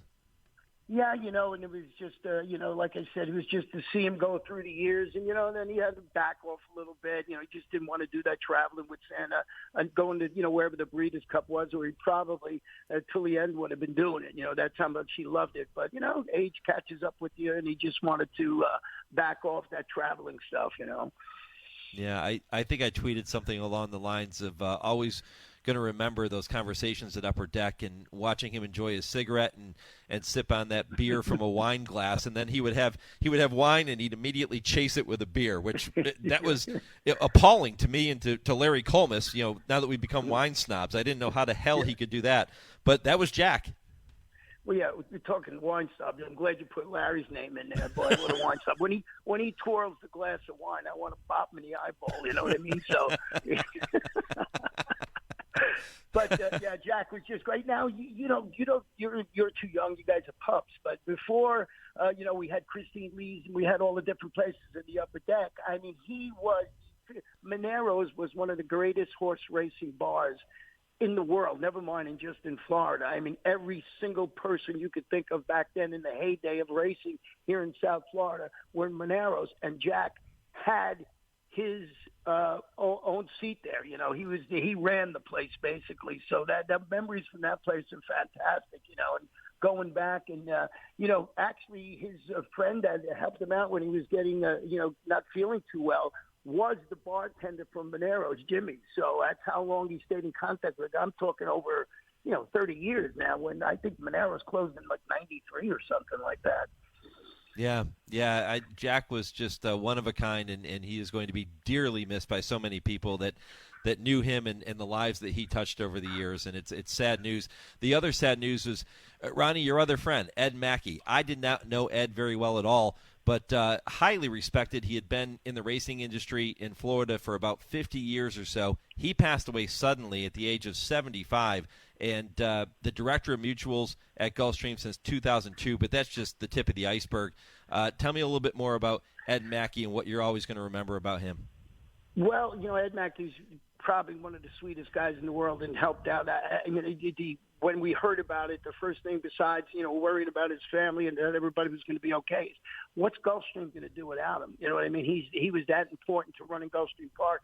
I've known him for many, many years, going back to, once again, the same as Jack, Hialeah, Calder. And great story about Ed Mackey was when he was young, he was a top highlight player. And if you go back to Florida years ago, there was two American players that were good. One was Ed, and the other one was this guy just had one name, Joey, like they always had one name when they were highlight players. And Jack's wife got pregnant with his son, and he couldn't go playing highlight because there was no money in it. And he kept his job as a mutual clerk at the dog track, at the Miami dog track. And that's how his campaign in, being a mutual person started. So he went from being behind the counter taking tickets to all the way up and to running this place till Monday night, So a great guy, and just would help you and do anything that you would ask for him to help you out, and we have so many things going on with the Rainbow Six and the carryover and this and that, and he set the post times. And he's just irreplaceable, and just a sweetheart of a guy who was a regular at Christine Lee's with us, and, over the years. So going to be dearly missed. And more importantly, it is one of these guys talking about unsung heroes. I mean, this racetrack doesn't run without him. I mean, there's guys that back him up, but that's how important he was at Gulfstream Park as far as getting, what do people care about? Odds and betting. He was the man. Yeah, and you mentioned all the different things going on, behind the scenes, and that's the one thing that, again, I didn't really know Ed, but I wish I had the chance to get to know him, because as you read some of the comments that were out there after his passing, the fact that he was always so calm, and no matter what was going on around him, he was always able to maintain that calmness and to handle every situation, and, that's just the professional side of him, but I'm sure as a person, he was probably very much the same way. Well, he had a big heart, and, really big heart. And what he did was, a lot of people, and you've probably experienced at Gulfstream, you come up, everybody wants to make a bet real quick. And maybe the guy behind the counter is, a couple of years past where he should be working. I don't know how to put it delicately, but Ed would never, ever, ever fire someone that was capable. Guys were here working with Ed for 50 years, you know what I mean? He was that loyal to all his workers. Don't forget, he was the boss of all the mutual clubs here. And how many are there? 100? I don't know, 200, whatever the number is. So just a kind guy, and I never heard one person say a bad word about him, and these people worked for him. And some days they didn't get on and get a shift. They still loved him because he was absolutely fair. Ronnie, I always thank you for your time when you join me for an interview, whether it's here by phone or in person. But I've never appreciated you taking time more than this morning to remember two wonderful people in our game, and they're going to be dearly missed. I know this wasn't easy for you, and thank you very much, my friend. I really do appreciate it. It was a pleasure talking about that. That's the easy part of this game, talking about two lovely people like that. So have a great day, and I'll see you soon, Mikey. You got it, Ronnie. Ron Nicoletti here on the Horse Racing Radio Network, remembering two true unsung heroes, Jack Will and Ed Mackey. Both will be missed, and may they rest in peace. I'll be back after this word from Woodbine. The thrill of world-class racing continues at Toronto's Woodbine Racetrack. Kick off the weekend's action with Twilight Racing each Thursday evening at 4:50 p.m. Eastern, followed Friday, Saturday, and Sunday programs beginning at 1:10 p.m. Eastern. With racing now through December 11th and plenty of weekend stakes, you are not going to want to miss the action at Woodbine. For wagering updates, handicapping tips, racing news, and more, visit woodbine.com. That's woodbine.com. And don't forget, if you know somebody who you feel deserves to be recognized as an unsung hero in our sport, simply send their information to me. Tell me their story. Tell me why you feel they should be an unsung hero. Send me their contact information, and I will do my best to reach out to them and have this on the have them on this program and in this segment in the weeks and the months ahead. When I come back, we go down the road to the Breeders' Cup. You'll hear from Jonathan Thomas, the trainer of Jessamine Stakes winner Delight. That's next on the Equine Forum, presented by TwinSpires on HRRN. Race to TwinSpires, where you can unlock a $25 risk-free bet. Just use the code HRRN25 when you sign up. And if your first bet doesn't win, TwinSpires will refund your account up to $25. Wagering on the app is fast with free past performances, insider picks, and power plays every day you wager. TwinSpires. Download the app today to earn your $25 risk-free bet. Void where prohibited. For terms and conditions, visit TwinSpires.com. Must be 18 or older, 21 and older where applicable. For help with a gambling problem, call 1-800-GAMBLER.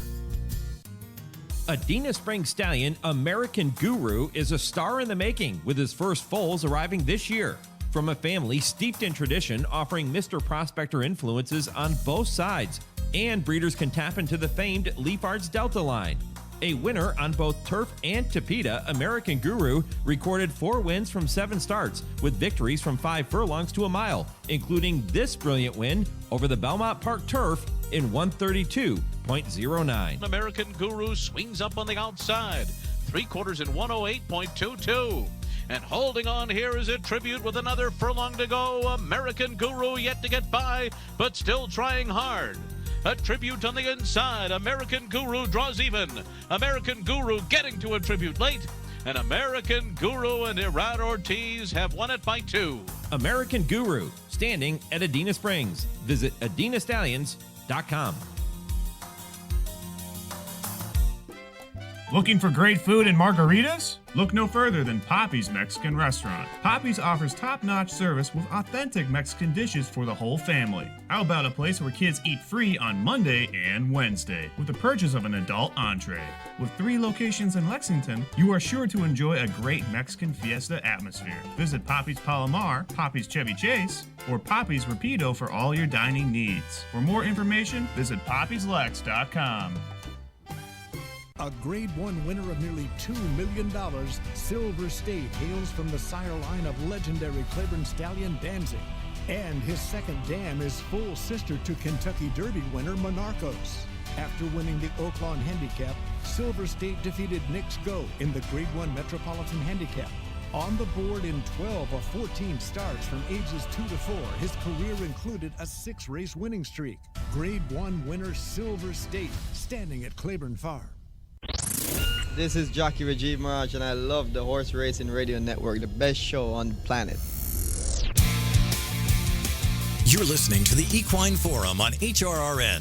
Presented by TwinSpires. Delight leads Bling by a length. Towhead is in third. Recognized in CC Cruise Control, who's looking for room down toward the inside. 3 lengths from the lead. Delight is the leader. Bling is second. CC Cruise Control is in third. Towhead is in fourth.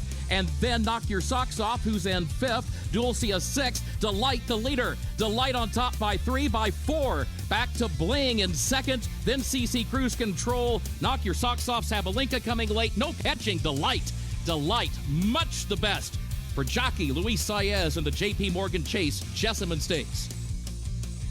Kurt Becker with the call of the Jessamine Stakes. Delight getting the victory for trainer Jonathan Thomas. Drew off to win by 5 lengths, and an impressive performance, now pairing up back-to-back victories and on her way to the Breeders' Cup Juvenile Filly and Mare Turf, and that's going to be fun to see. Great 2 days of racing coming up at the Breeders' Cup. Of course, we are your exclusive radio home of the Breeders' Cup World Championships, the only place you're going to hear all 14 Breeders' Cup races on radio Friday and Saturday is with us here on the Horse Racing Radio Network. Our award-winning team will be live from Keeneland, and we can't wait to bring you that coverage. We'll also be set up trackside at Keeneland in the mornings leading up to the Breeders' Cup, Tuesday, Wednesday, and Thursday morning for a trio of Breeders' Cup countdown shows presented by Hillendale at Alapa. Those come your way 8 to 10 a.m. Eastern. And don't worry, if you can't get to a radio, can't be near Sirius XM or affiliates to listen to those shows, don't worry about it. We're going to podcast all of them for you so you can listen on our website, horseracingradio.net, and on major podcast platforms after those shows are completed. So you'll have plenty of time to catch up with all the great interviews and content we're getting ready to bring your way.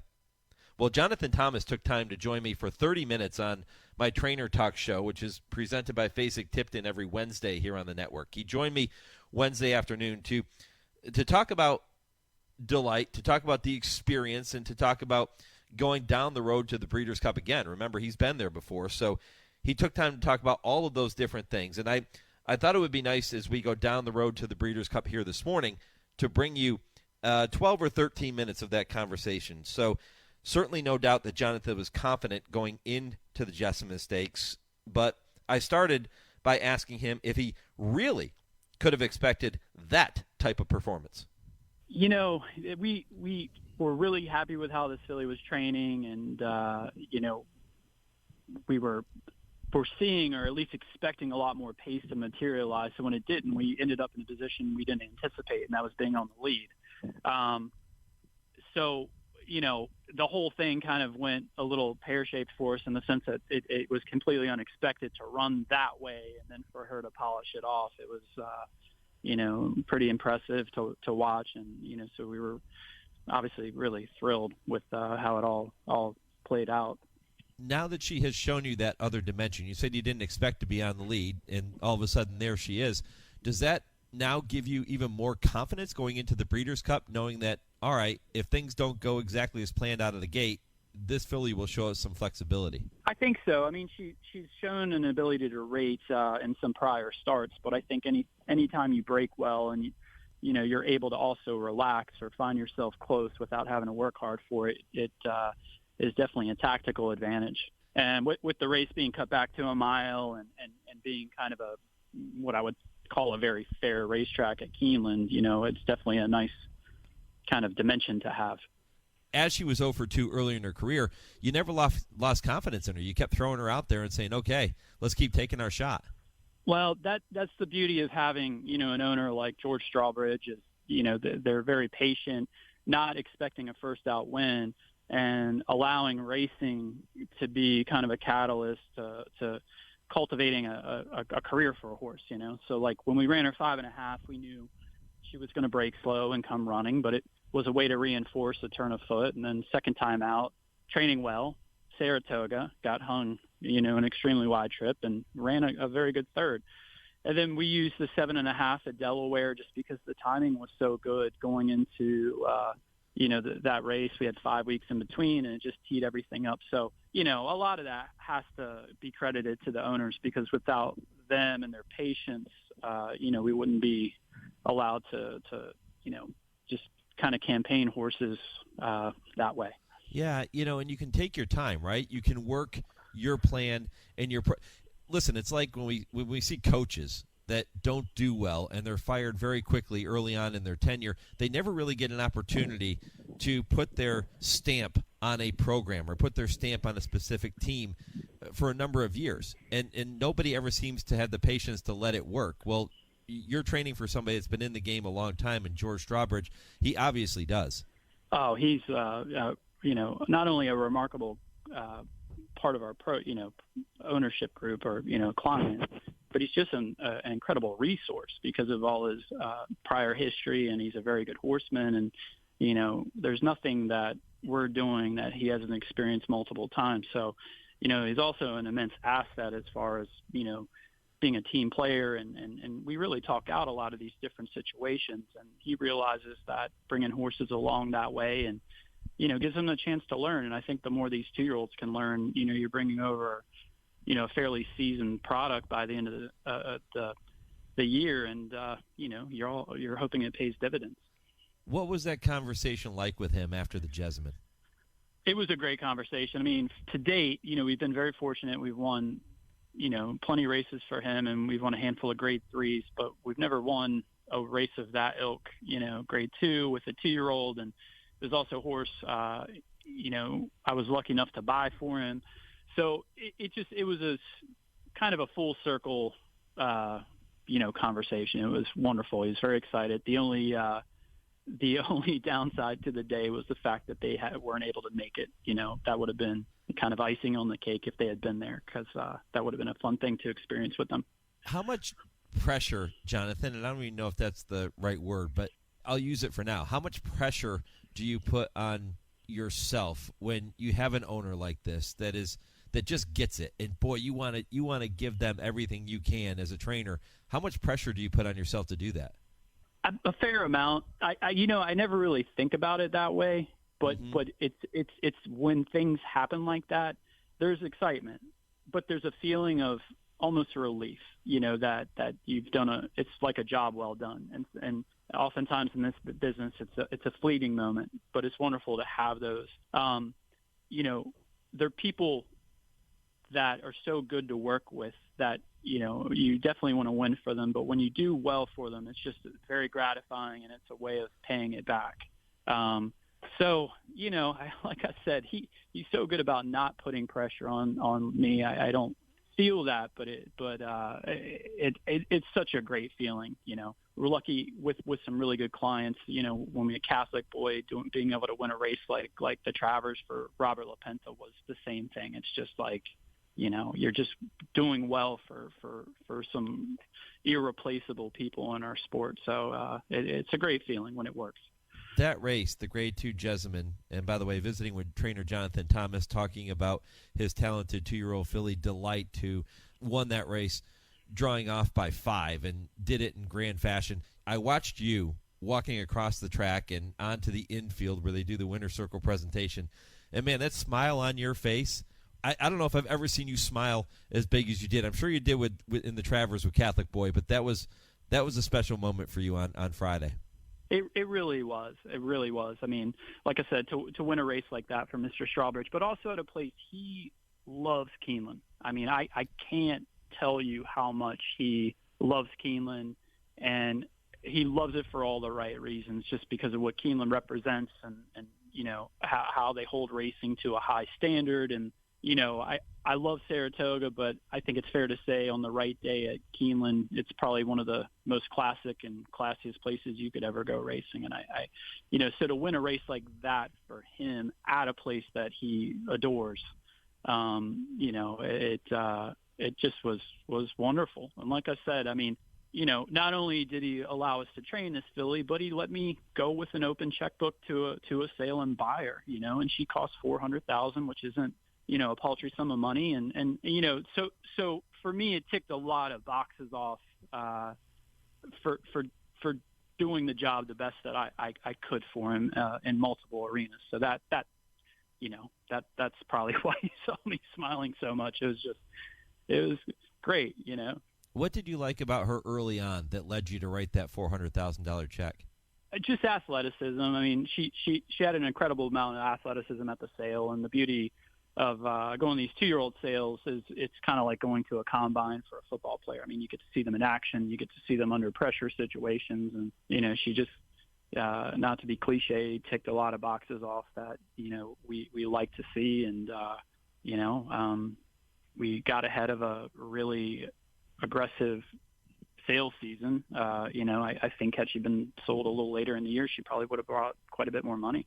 Yeah, timing is everything, and it certainly was with Delight. Jonathan, where did you watch the race? I actually watched it in the paddock. There were a lot of people. It was opening day.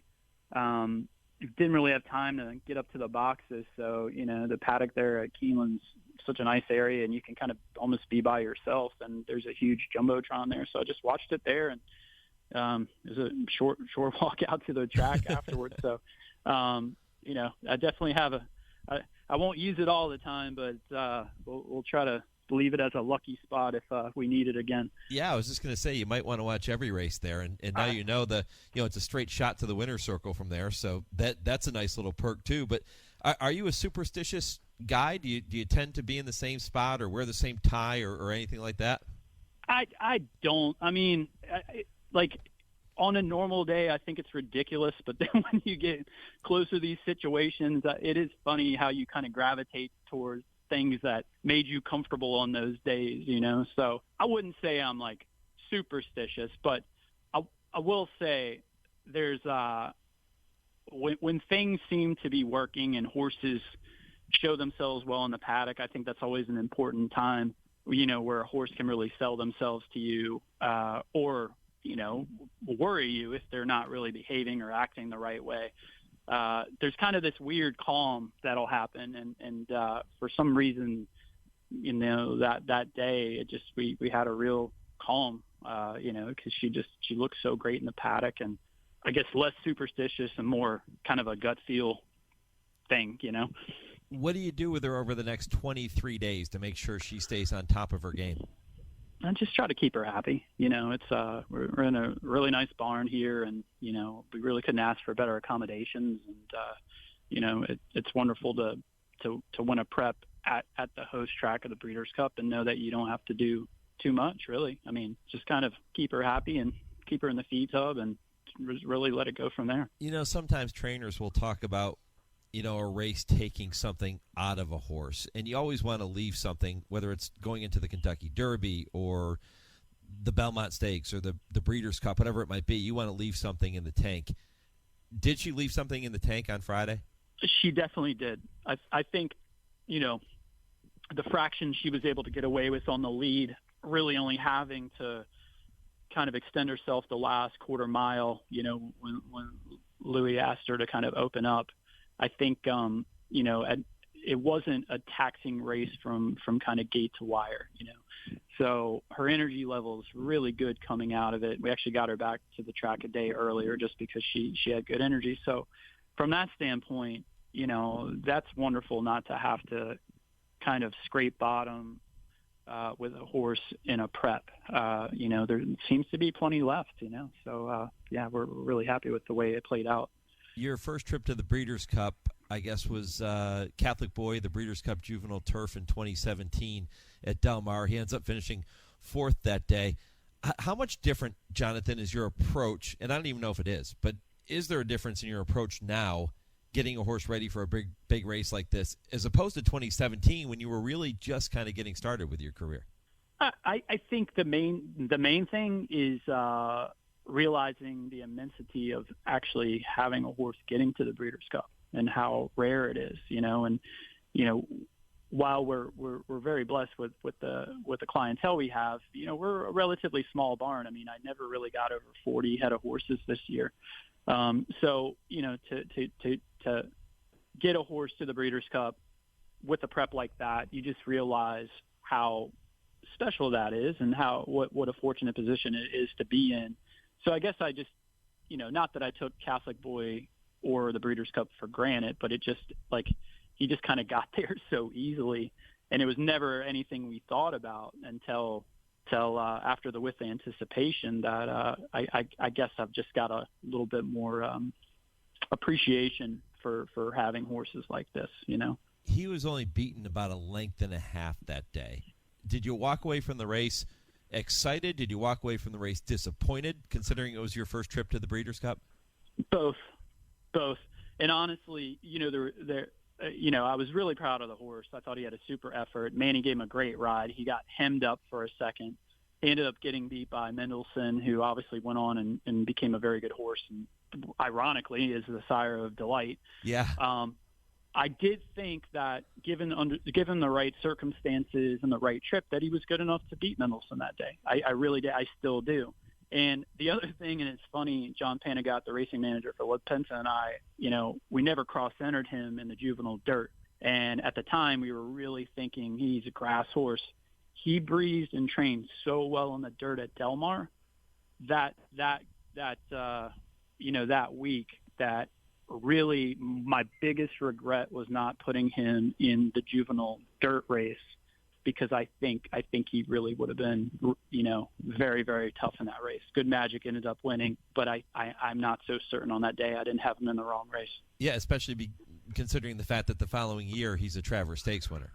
He's a Travers Stake winner. He came back and beat Good Magic, pretty legitimately in that race. And obviously, look, there's a big void in between, but it just, I still to this day, that's one of my biggest regrets as a trainer was not cross-entering and then probably not running him that day because I'm not so sure, he wouldn't have made it really interesting. You got to love Jonathan Thomas going down the road to the Breeders' Cup on this Saturday morning. A very candid conversation, openly admitting, hey, maybe I should have put Catholic Boy in the Breeders' Cup Juvenile that year.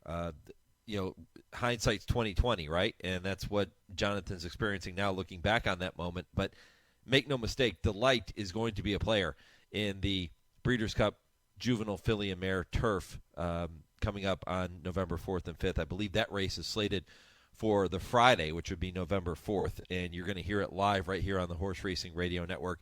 My thanks to Jonathan. If you want to hear the entire 30-minute conversation, head over to our website and check out Trainer Talk from this past week. Jonathan and Todd Fincher joining me for 30 minutes in the second half of the program, talking about his Breeders' Cup contenders as well. When I come back, I'll take a look at a couple historical dates in racing history and get you ready for hour number 3. This is the Equine Forum on the Horse Racing Radio Network. Each year, local thoroughbred farms and other members of the equine community team up with Keeneland to grant wishes for critically ill children in the local community, such as 6-year-old Rusty Bowling. In February of 2020, he was complaining of some back and some neck pain, and we went to the doctor. We were admitted, and within 3 days, we found out that he had stage 4 high-risk neuroblastoma. He went on to do 6 rounds of chemotherapy, 2 bone marrow transplants, 14 rounds of radiation, and 6 months of immunotherapy.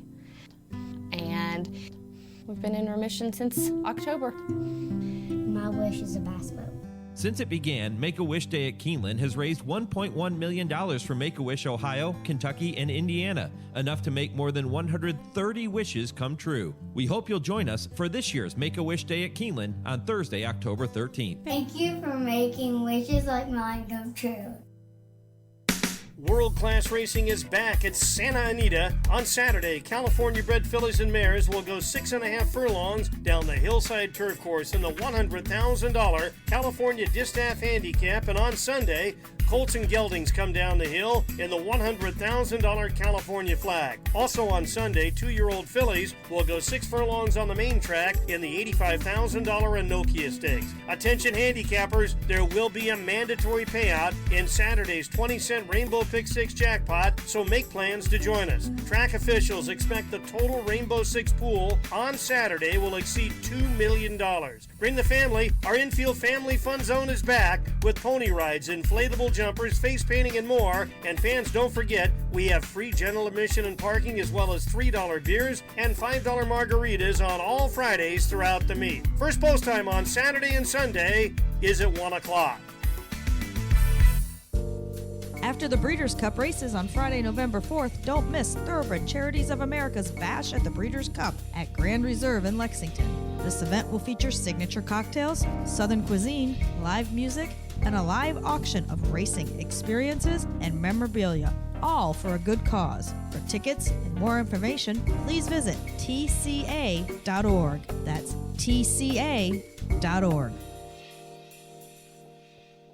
HRRN is your home for over 25 hours of Breeders' Cup coverage leading up to our exclusive broadcast of the Breeders' Cup World Championships, live from Keeneland. Don't miss our Breeders' Cup countdown shows presented by Hillendale Farms and special Breeders' Cup editions of Race Day, the Call-In Show, Betting with Bobby, the Weekend Stakes Preview, the Equine Forum, and more. The Breeders' Cup runs here. Go to horseracingradio.net for our complete Breeders' Cup week schedule and to listen live.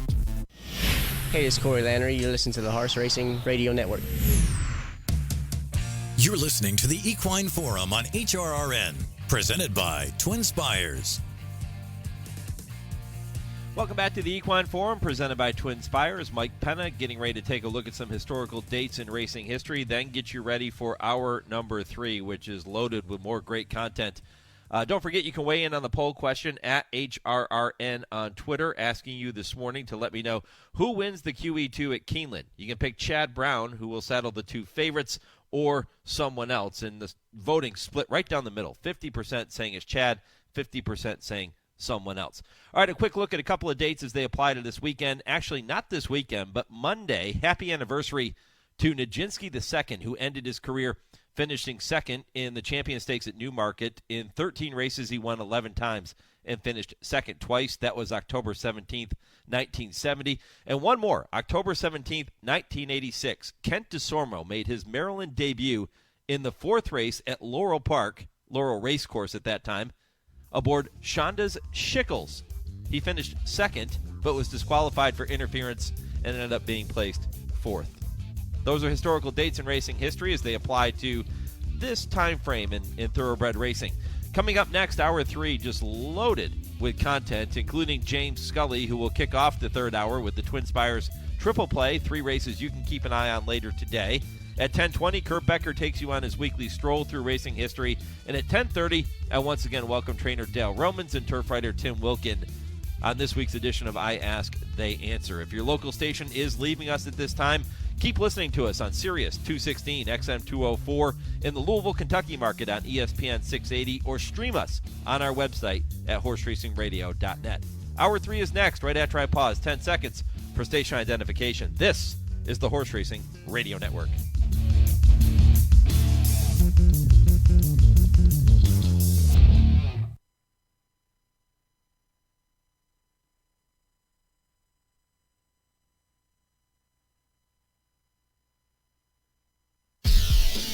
From the rail to your radio, this is the Horse Racing Radio Network. Day at the Spa maintains a 2.5 length lead. Center Court not giving up, but still second. Day at the Spa, opening half mile in 49 seconds and just drawing clear to the line.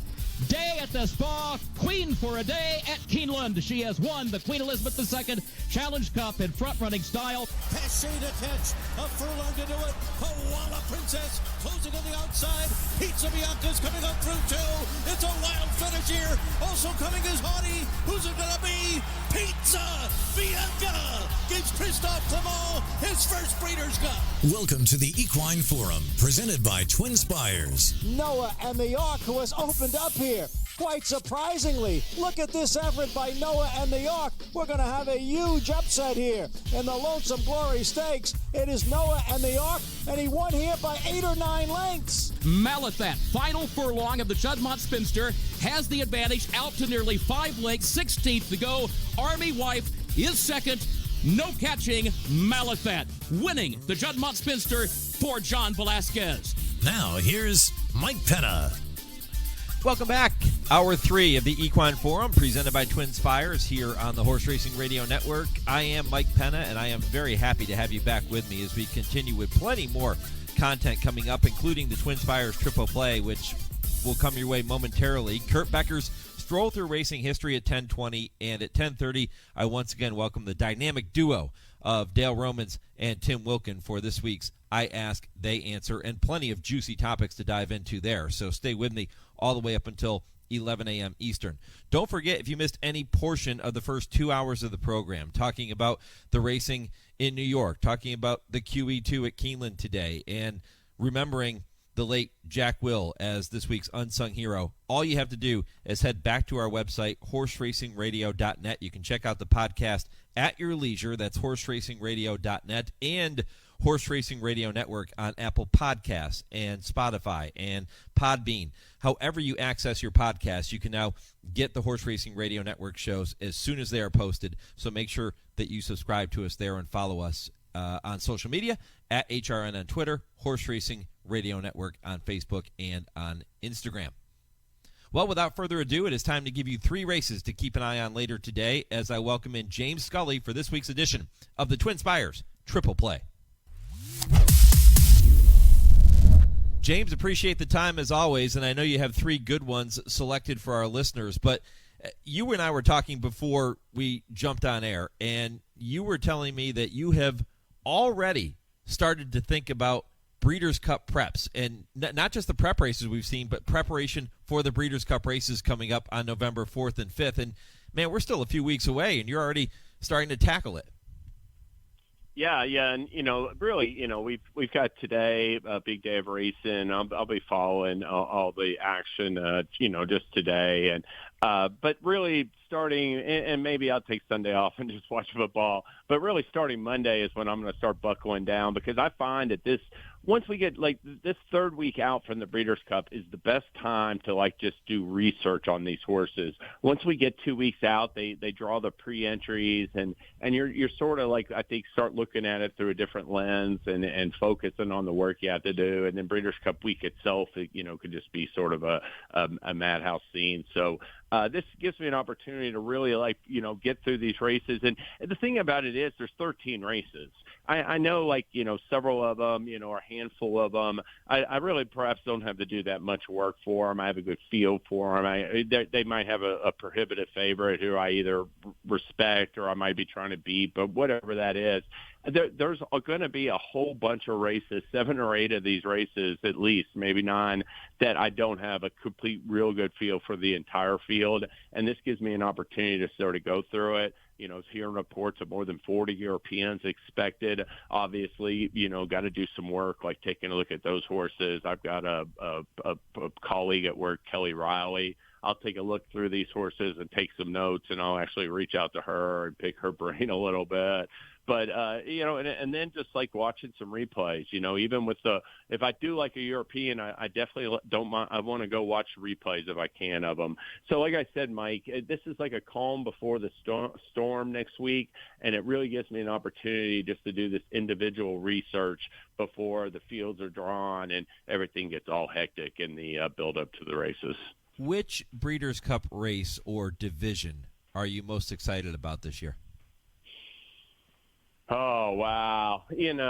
I mean, to me, it's I look at the I'm always excited for the big divisions, but I think that, to me, the 3 big divisions all have these, towering horses that it would be no surprise that they win. I'll be standing up and cheering them. You have Flightline in the Classic, Nest in the Distaff, and K-Brock in the Juvenile. And those are races where, I'm not saying I wouldn't look to play maybe some vertical exotics if I think I could beat the second and third choices or something like that. But it's really the other races that are going to be sort of have lukewarm favorites. My colleague Van Tansen wrote a piece about how vulnerable lukewarm favorites can be in the Breeders' Cup.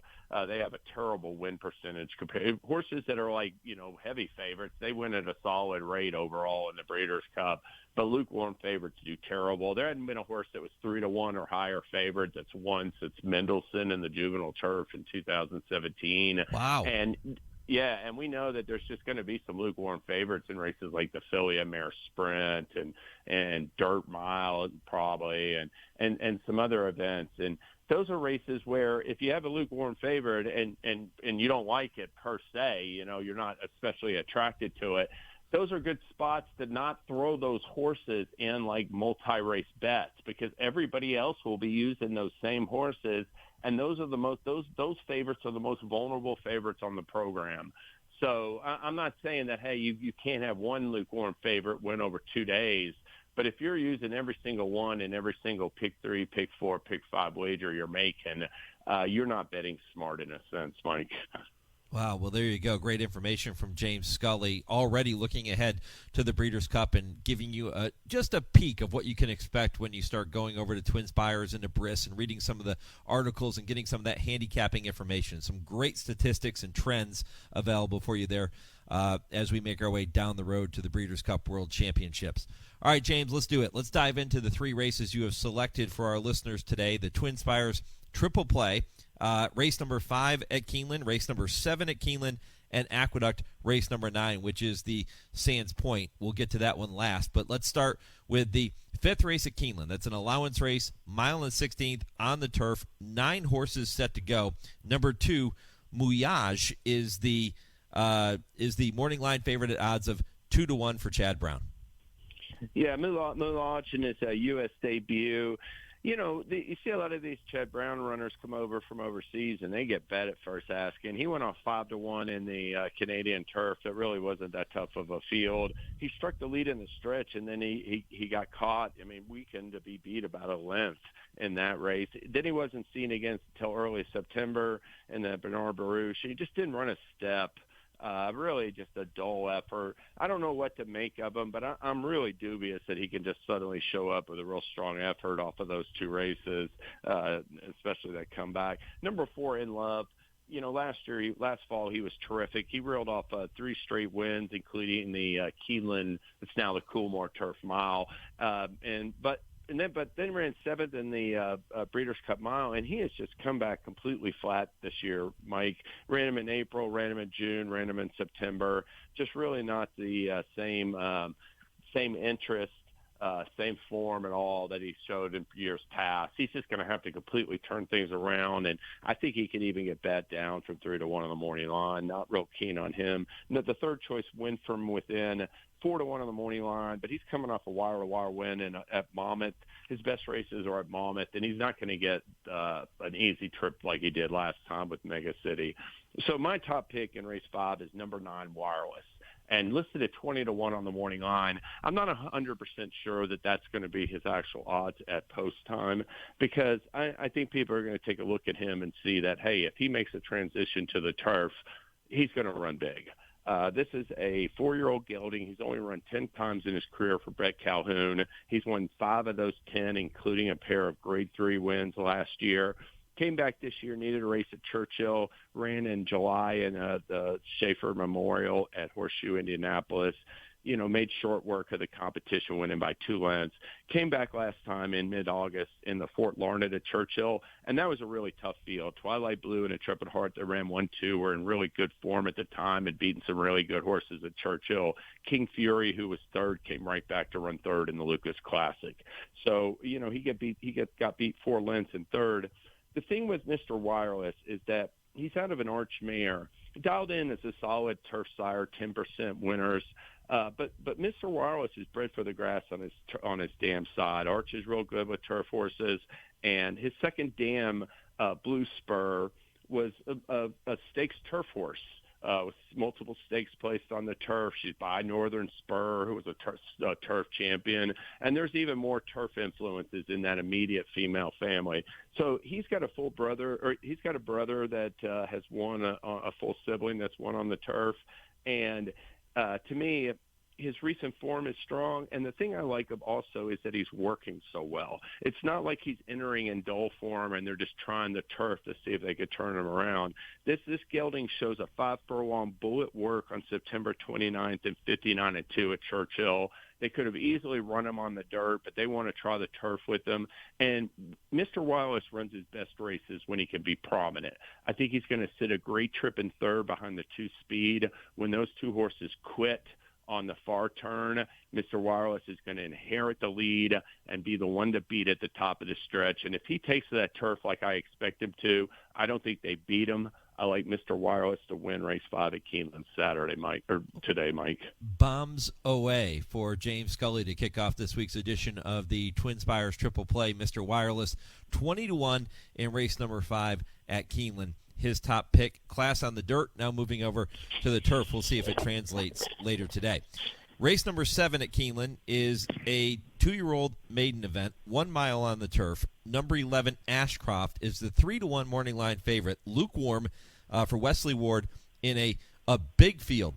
So tell me about this one. I think you can go a lot of different directions. Maybe get some value in here too, James. Yeah, absolutely. I'm hoping for some value. I wound up landing on number 12, Gio Benito, and I'll tell you why. Well, first off, let me just say Ashcroft, he and a couple of these others, Gio Benito is the 6-1 fifth choice on the morning line. The top 3 choices are in the main body of the field, the 4th choice is on the AE list. But the thing I really like about him, Mike, is that he's a colt that $200,000 they paid for him. He's a half brother to a Grade 3 winner on the turf, Cafe Americano, who won at a mile and 1/8 in the Modesty, a filly. And his dam was stakes placed on turf in Canada and was a Canadian champion. So a really good turf family. But what happened was in that debut happened in late September at Horseshoe, Indianapolis. By then, Churchill was running, and Churchill didn't have turf during their 3-week September meet. So there were some good maiden special weight turf races at Horseshoe, Indianapolis in that period. The winner of that race, Thunder Arian, I think could be a nice horse. He's a Godolphin homebred from Brad Cox, making his second start, looked real good. Giovannino got bet down that day, Mike, to 4-1, and he did not get away well with James Lopez on him, and dropped back. And his run line on paper does not tell the story. When he makes a really nice move from the back of the pack on the far turn, Lopez kept him inside, and he ran into wall horses. And he has to check momentarily at the top of the stretch. He angles him outside into the pack of horses behind the leaders, and is just stymied in traffic. He eventually angles him back to the rail. He finishes up well to be fourth. Can't catch the top three, obviously. But Chris Davis, who does well, who breaks younger horses, trains a lot of 2-year-olds, has come back with this Giovannino. He has put back-to-back bullet works in him. He's gone from Lopez to Florent Giroux. I just think all these signs signal that, hey, they're going to send him, and they're going to send him hard. And I don't think he's going to get caught wide from post 12. I think he's going to be hustled to the front. There's no true speed among the horses that have raced so far in this field. And this Giovannino is bred. The other thing about it was that he's bred to be so precocious. You could just look at his siblings, his dam. They all are like 2-year-old winners. He's by End of Mischief, who obviously is outstanding with 2-year-olds. And I think this horse is going to completely improve upon an extremely encouraging, sneaky career debut performance and get it done in race 7, number 12, Giovannino. All right, it would be a great price to go along with the 20-1 that James picked in the first leg of this week's TwinSpires Triple Play. Final leg is the 9th race at Aqueduct. That is the Sands Point, the Grade 2 event at a mile and 1/8 on the turf, and this one featuring the return of one of my favorite pizzas, right? It has to be Pizza Bianca. It is my all-time favorite. I get it every time I go out for pizza. Pizza Bianca, 5-2 on the morning line for Christophe Clement and celebrity chef Bobby Flay, the owner. What do you think? Well, my thing with Pizza Bianca is that I think she runs better, with the race under her. I mean, I looked at her, last year. She broke her maiden. Clement immediately gave her a couple months off. She came back and ran second in the Tama and then moved forward off of that race 6 weeks later in the Breeders' Cup Juvenile Fillies. This year she came back in her first race at Aqueduct and ran second. And in that race, and it was at Aqueduct, her lone start at Aqueduct, she struck the front in the stretch and got a little bit late in the final yards. And then came back and looked dynamite, winning the Hilltop. Now she's back in that layoff situation, Mike, where she's coming off an 8, obviously ran against way better horses. That Coronation was a dynamite field. I can totally excuse that effort. But I think number 2, Vergara, that is my top pick. And let me just say, this filly last year looked like she was going to be a good one. She broke her maiden the second time out, went in the Tepin Stakes at Aqueduct, her lone start on Aqueduct's turf, and won pretty comfortably by about a length that day. And for whatever reason, she didn't come back right this year for Grand Motion. She turned in 3 efforts that to me were just complete disappointments from a filly you expect to keep moving forward. And I'm drawing a complete line through them. Motion, I think, gave her some time off this summer. He freshened her from early June to early August. And I think that 2 months off made all the difference in the world for Vergara, because she has come back a different horse in her last 2 starts. That was a really good head second in that Grade 3 Italian, Ontario Cotillion, 2 back at Woodbine. And last time in that Dueling Ground Oaks, I thought Skims was going to run right by her and win easily. And Vergara, I thought, showed a ton of heart to battle back and really get the better of her late and win by a head. I think she's rounding into top form. I think she has good tactical foot. I don't think the mile on the 16th dit trip is any problem whatsoever. I'm giving her top billing, and I'm going to look for more from Pizza Bianca next time in her second start back from the layoff. All right, excellent stuff. 20-1 to kick things off on number 9, Wireless for James Scully. That in race number 5 at Keeneland.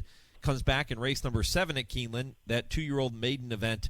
Number 12, Gio Veneno at 6-1 is his top choice. And then you just heard him talk about the Grade 2 Sands Point, race 9 at Aqueduct, Belmont at the Big A, if you will.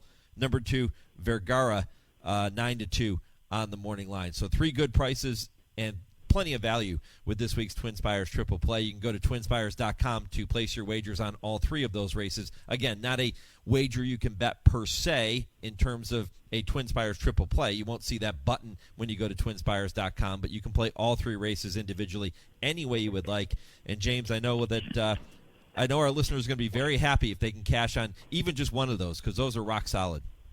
Well, thank you, Mike. Yeah, definitely not coming. You know, the whole game for me is making money doing this, and if you're chasing a lot of favorites, you got to hit a lot of favorites to even like break even sometimes. But it only takes one of a good price horse to turn a profit often. James, we'll talk to you here in a few weeks. Really appreciate it, and go get ready for Breeders' Cup. Yes, sir. You have a great week, a great rest of your day, and tomorrow, Mike. All right, you got it. Coming up next, it is Kurt Becker's weekly Stroll Through Racing History, and at 10:30 Eastern, I ask, they answer with Dale Romans and Tim Wilkin. This is the Equine Forum, presented by TwinSpires on HRRN. Race to TwinSpires, where you can unlock a $25 risk-free bet. Just use the code HRRN25 when you sign up, and if your first bet doesn't win, TwinSpires will refund your account up to $25. Wagering on the app is fast with free past performances, insider picks, and power plays every day you wager. TwinSpires. Download the app today to earn your $25 risk-free bet. Void where prohibited. For terms and conditions, visit TwinSpires.com. Must be 18 or older, 21 and older where applicable. For help with a gambling problem, call 1-800-GAMBLER. Airdrie Stud's Bo Liam has proven to be one of the hottest first-crop sires in central Kentucky. A gorgeous son of the leading young sire Liam's Map, Bo Liam arrived on the national stage with one of the most impressive debuts in the history of Churchill Downs, stopping the clock in 1:08.3, marking the fastest 6 furlongs in history at Churchill. His next 2 races were equally dazzling, as he posted 106 and 107 Beyer speed figures, placing him firmly amongst the fastest 3-year-olds of his generation. The brilliance and support to make it big. Airdrie Stud's Bo Liam. Think about it. The moment we've all been waiting for has finally arrived. World-class racing at Keeneland for the fall meet, October 7th through the 29th. Be sure to pre-purchase your tickets to join friends and family for a day of tailgating, betting, and all the pageantry of racing at Keeneland. Visit tickets.keeneland.com to reserve your spot on race day. Gates open at 11, first post at 1 o'clock. Visit Keeneland.com for a full schedule of races and events. And be sure to download the Keeneland Race Day app before you go.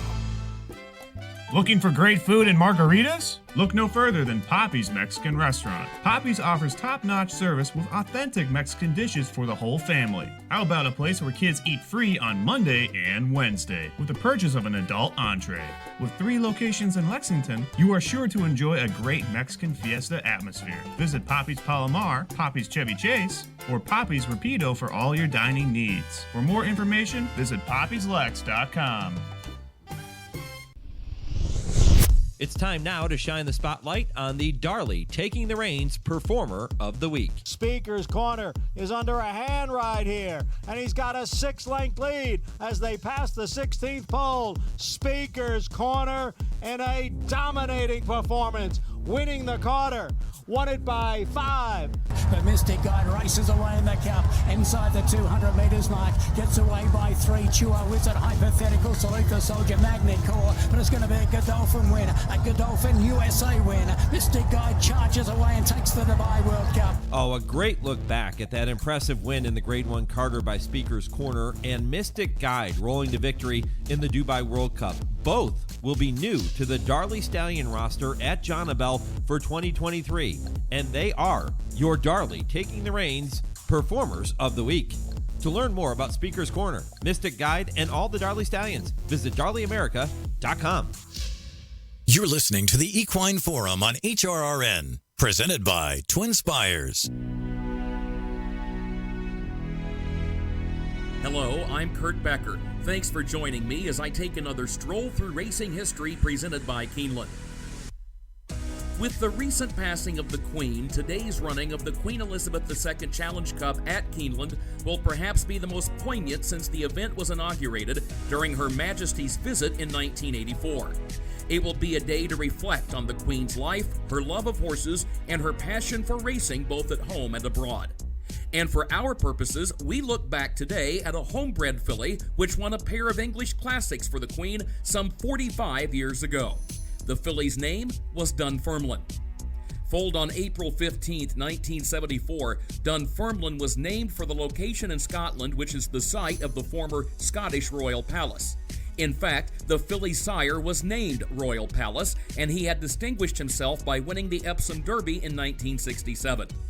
The filly's maternal great-grandsire was Aureole, the first horse the Queen had inherited upon her father's passing.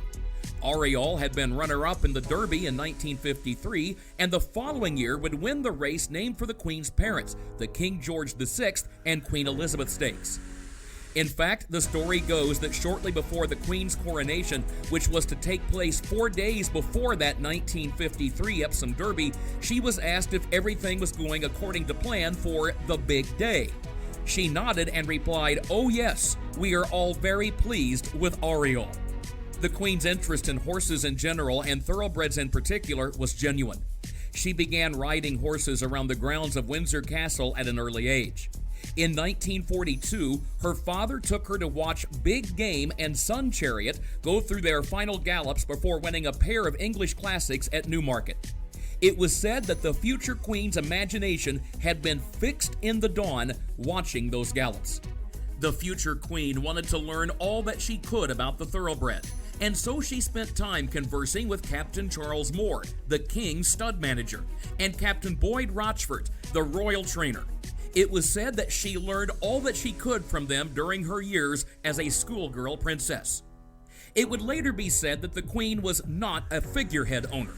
When her newspapers arrived each morning, she would read The Sporting Life cover to cover.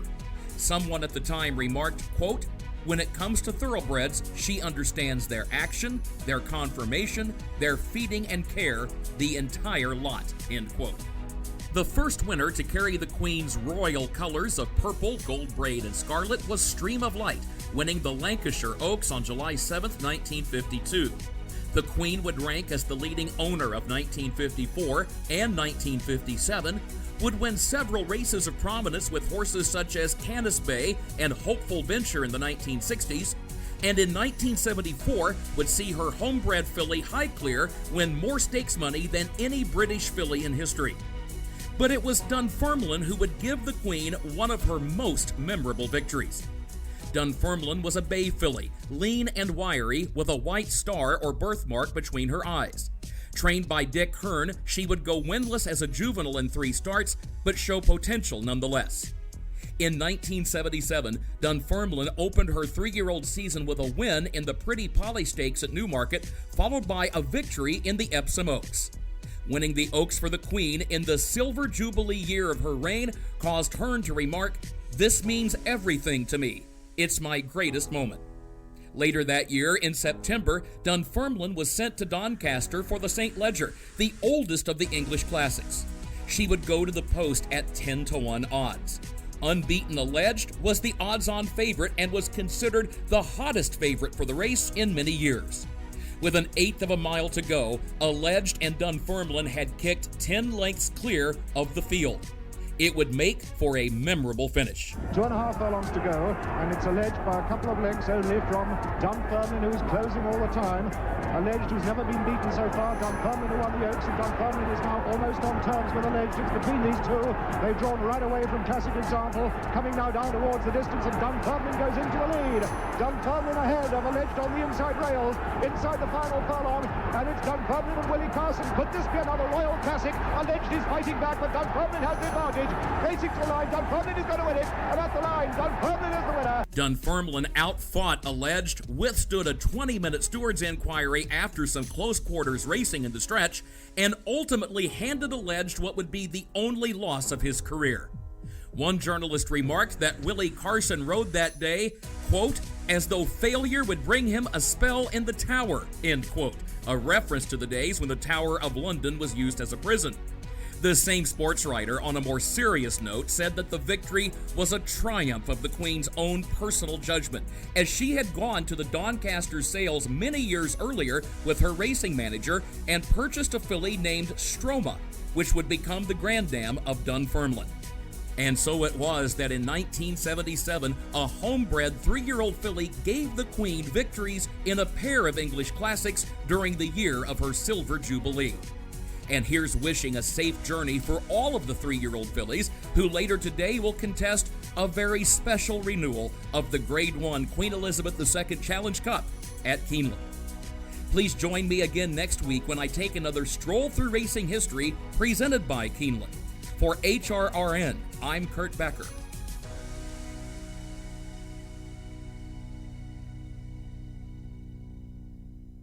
And once again, my thanks to Kurt and to Keeneland for making those segments possible each and every week. If you have missed any of Kurt's Stroll Through Racing History segments, all you have to do is head back over to our website, horseracingradio.net. You can check out the special podcast page dedicated to those stories and listen to every single one. There have been some amazing ones.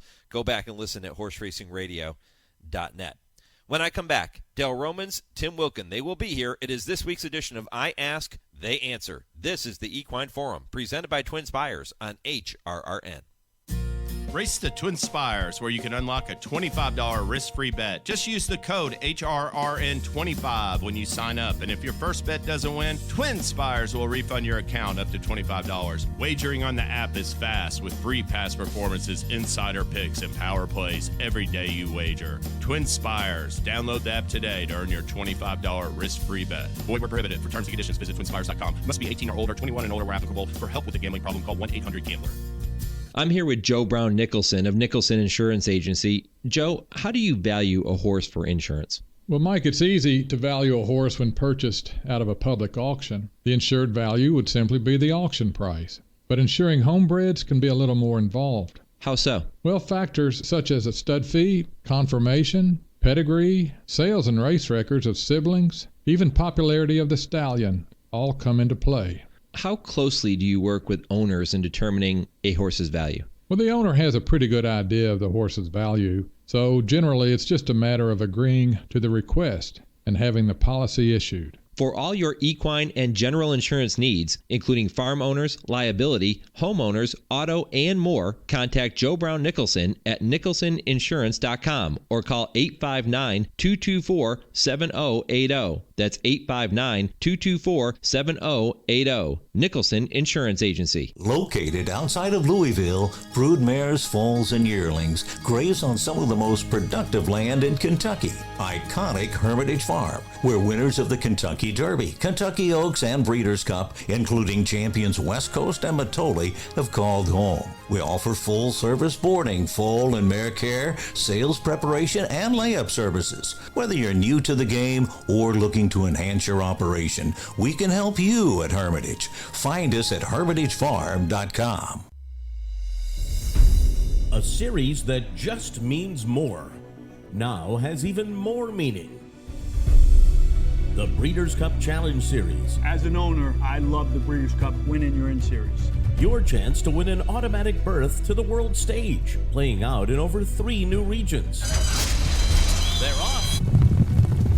West. They're into the stretch. Midwest. Fighting on hard with a furlong to run. East. On the far outside, he just kicked it in. Each with one win-in-your-in race per division. And a battle at the gate pole, where the finish line is just the beginning. They're off. Win a regional challenge series race and earn an automatic entry to the Breeders' Cup World Championships at Keeneland on November 4th and 5th. Automatic berth takes a lot of pressure off. With pre-entry and entry fees paid. And travel and nominator awards worth thousands. The Breeders' Cup Challenge Series. It just means more. You're listening to the Equine Forum on HRRN, presented by TwinSpires. Then a gap of 2 to Order of Australia in the 4th position, starts looking for more running room. Casa Creed winding up down the center of the course. Here's Annapolis looking for room. Mesa still has the lead. Here comes Annapolis. Order of Australia is right there. Casa Creed on the far outside. Atone drops back. Annapolis puts ahead in front. Order of Australia. Ivar is running late. It is Annapolis with the lead. Order of Australia. Ivar is there. It is Annapolis in front. It is Annapolis to win the Coolmore Turf Mile. 3 wins on the day for Irad Ortiz Jr. That Coolmore Turf Mile, one of 3 Breeders' Cup Challenge races won by trainer Todd Pletcher last weekend. And if that wasn't enough, he also sent out Nest to win the Grade 2 Beldame in New York.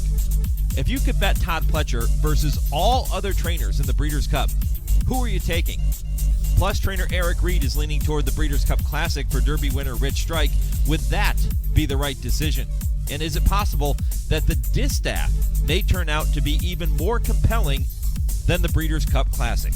We're going to discuss those topics and much, much more coming up on this week's edition of I Ask, They Answer with trainer Dale Romans and turf writer Tim Wilkin. It is all presented by the University of Louisville Equine Industry Program in the College of Business, and it all starts just 30 seconds from right now. Learn the business of horses in the world's only accredited equine business program, the University of Louisville Equine Business Program. The University of Louisville has a legacy of excellence educating and developing industry leaders for over 35 years. Classes are taught by industry experts in state-of-the-art facilities located in the heartland of America's equine industry. The University of Louisville Equine Business Program. When it comes to horses, we mean business. For more information, visit business.louisville.edu/equine. All right, gentlemen, our very first topic is submitted by a listener. Craig sends this one in via email, and he feels it is ridiculous that jockeys can choose when to serve their suspensions and would like to hear your opinions. Now, the catalyst for his question, of course, are the suspensions given to the Ortiz brothers and Joel Rosario on opening weekend of the Keeneland meet. They will serve those suspensions this coming Wednesday through Friday, which means they won't miss any of the big weekend races. So I'll ask you guys, and Dale, let's start with you. Are you in Craig's corner on this one, or is this not a ridiculous protocol? What do you think? Well, he's not exactly right on how the protocol works, but it's a tough question because they are suspended. They should take their punishments, but what they do is they have the right to appeal. And they don't get to choose when they take their – I mean, in a way they do because it ends up being that. But if the fact is you're going to take away the right for any American to appeal, some of them are unjust. Some of them are overturned. So they get the right to appeal, and then it seems like they conveniently drop their appeal whenever they get a free date that they're not going to be riding any big races. So I don't know. I mean, you think we're not going to take away the right for them to have the days when they want. What would be taken away is the right for an appeal and a fresh set of eyes to look at the decision the stewards make.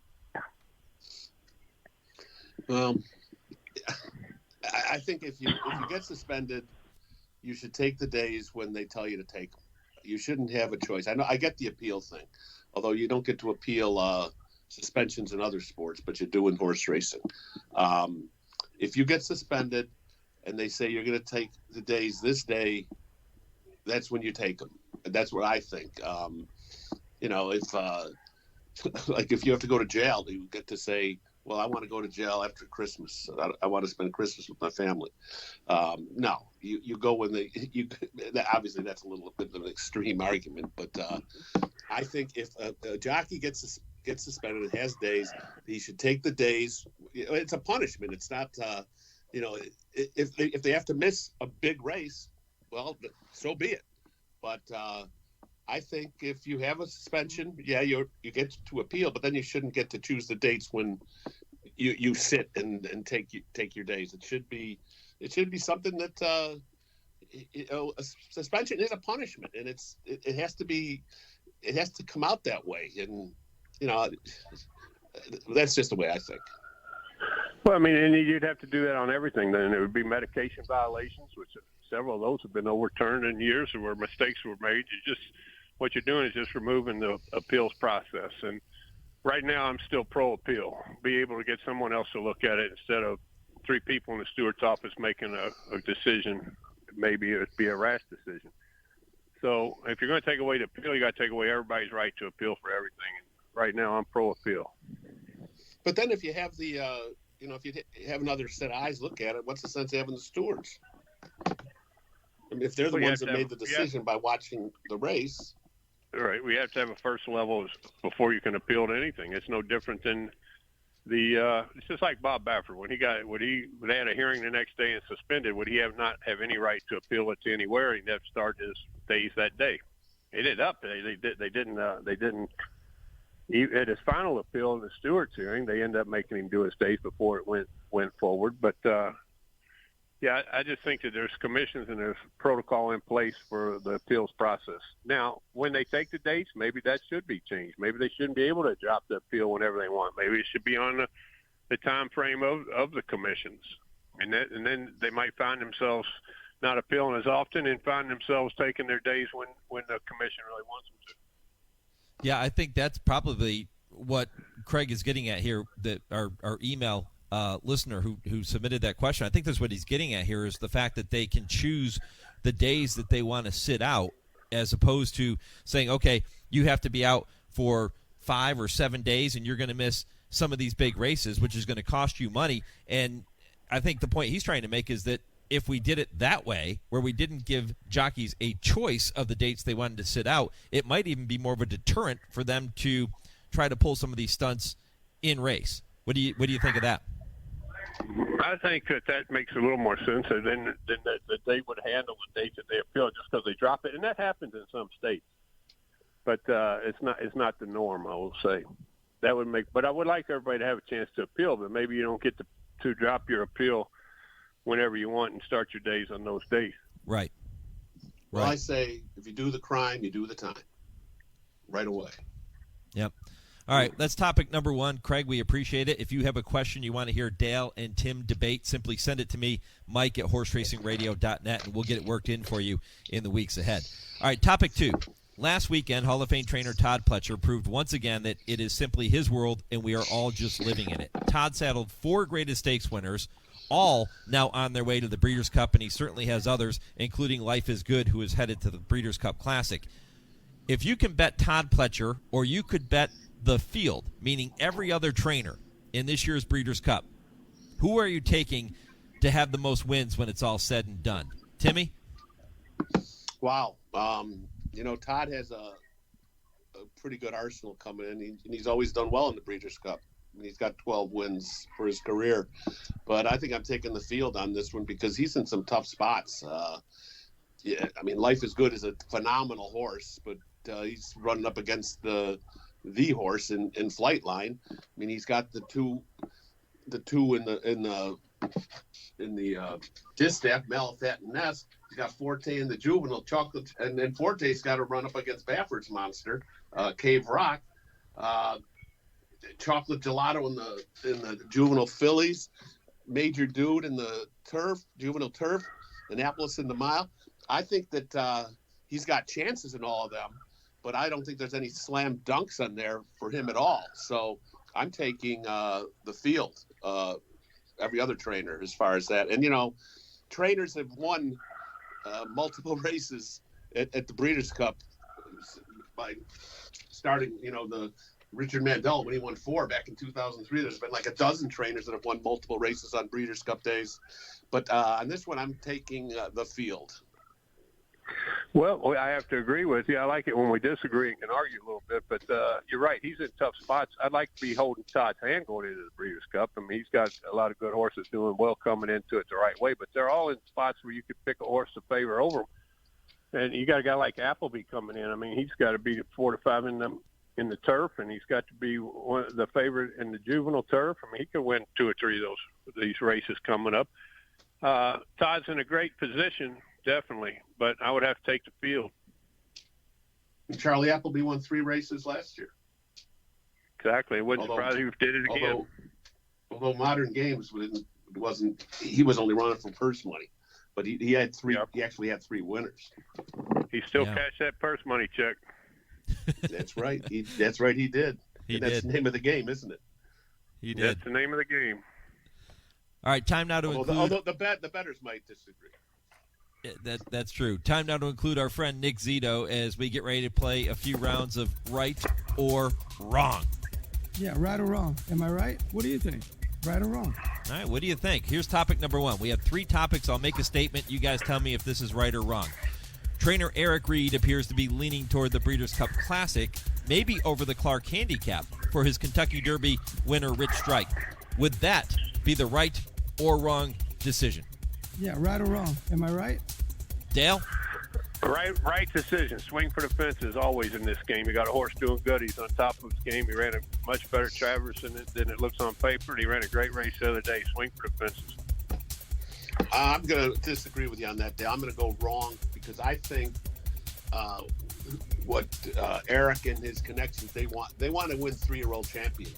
If he runs in the Classic, I don't think I know he's not going to beat Flightline, and I don't know if he's going to finish ahead of Epicenter and Taba, who are probably the front runners right now for the 3-year-old championship. But if he goes to the Clark, and those 3-year-olds stub their toes in the Classic, and he wins the Clark, he's got to be right in the conversation for 3-year-old champion. I get what Dale's saying about swinging for the fences, but he'd be having to hit a long ball to win the Classic. Yes, he's an improving horse.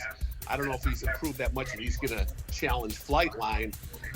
If the horse is doing good, I think you want to go with the race that makes the most sense, and the race that makes the most sense to me as far as championship honors at the end of the year is the Clark Handicap. Because if he wins that, then he'd have another win at Churchill, and I think he's right in the equation for 3-year-old champion.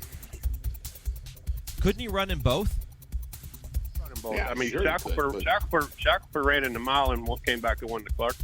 He can run in both, but if Epicenter's the champion, if he doesn't run the Breeders' Cup Classic and beat him, I think that it doesn't matter what happens in the Clark.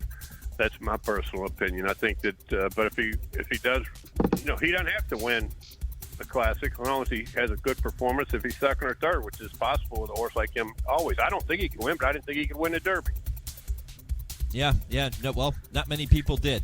All right, let's stick with the Breeders' Cup Classic for this next topic because the Classic is expected to give us the highly anticipated showdown between Flightline and Life is Good. Well, the Distaff will showcase Nest versus Malathaat, and then you throw in Clairiere, and that turns out to be a deep race too. If I were to make the statement that those storylines make the Distaff the more compelling race, Dale, would that be right or wrong?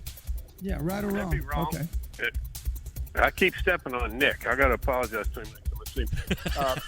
I'm going to say that's wrong. I think that Flightline's a once-in-a-lifetime horse, and it may be a more competitive, better betting race than Distaff, but just the fact that we're all going to get to watch history if he runs the way he's been running and the way he's trained, that I think Flightline's the most compelling race. Well, when I think of the word compelling, I'm thinking of the race that I'm most looking forward to seeing as far as from a competitive angle. And I think that that is definitely the Distaff because, it's such a great storyline with the two stablemates, Nest and Malathaat, going up against each other. And I was trying to remember the last time that two horses from the same barn were such highly anticipated runners in a race. And the only thing I could come up with was Inside Information and Heavenly Prize, who ran 1-2 in the 85, was it? Distaff for Shug. I mean, I think that the Philly race is going to be a much more competitive race. And if, and I get what Dale's saying too about Flightline, but I think that most people are expecting Flightline to win by the length of the stretch and see if people want to see a dominating performance. That doesn't necessarily mean it's going to happen, but I think that the Distaff is a race that could have the people just shaken out of their seats at Keeneland. And, Nest and Malathaat and, Clairiere, search results, Society, who just won the Cotillion. I mean, there's a lot of really good horses in that race, and I'm really looking forward to that one. So I would say that would be the more compelling of the two. Yeah, let me throw this out there just for everybody thinking Flightline is going to win by the length of the stretch. He very well could, but keep this in mind. He's going to square off with Life is Good. Life is Good is a 4-time Grade 1 winner, and Flightline will be making just his 6th lifetime start. So think about that and tell me who has the experience edge between those two. Might make it a little closer than you think. All right, here's number 3. Pizza Bianca returns to the races in today's Sands Point. I personally am a massive fan of white pizza. I think it is the greatest pizza known to man. Guys, am I right or wrong? What do you think? Right or wrong? Timmy? Man, you're really wrong on this one. I can't eat that albino pizza. You got to have the red. You got to have the blood in the pizza. You got to have the tomato sauce. Pizza is an Italian dish. An Italian dish means it's a red sauce. If you like the white pizza, that's your privilege, but it's not for me. They make it with olive oil. It can't get any more Italian than that.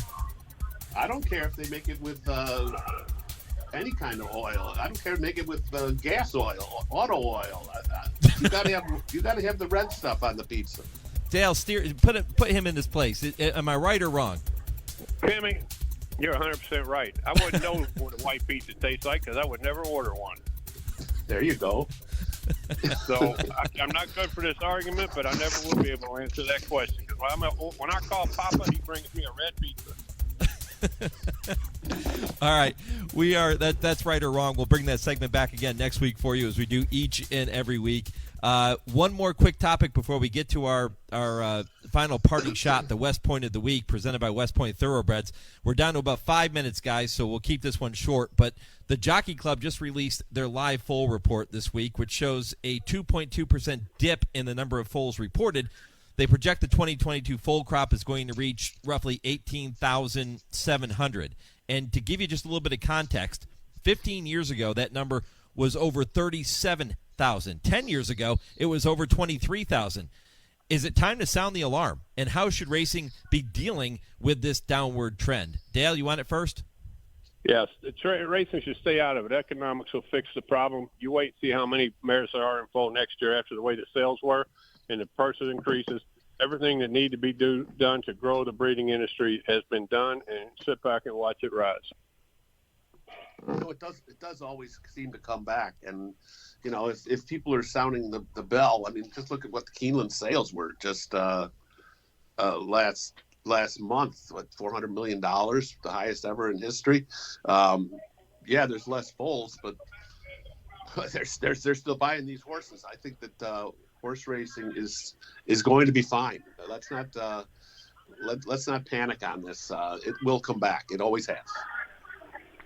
All right, we'll see. It's been a decade-long decline. We'll see if that does turn around. Dale brings up the thing about the sales. Potentially, that could help. We'll see how it plays out going into next year. All right, it is time for Dale and Tim to give them the opportunity to make one final point, your West Point of the Week, presented by West Point Thoroughbreds.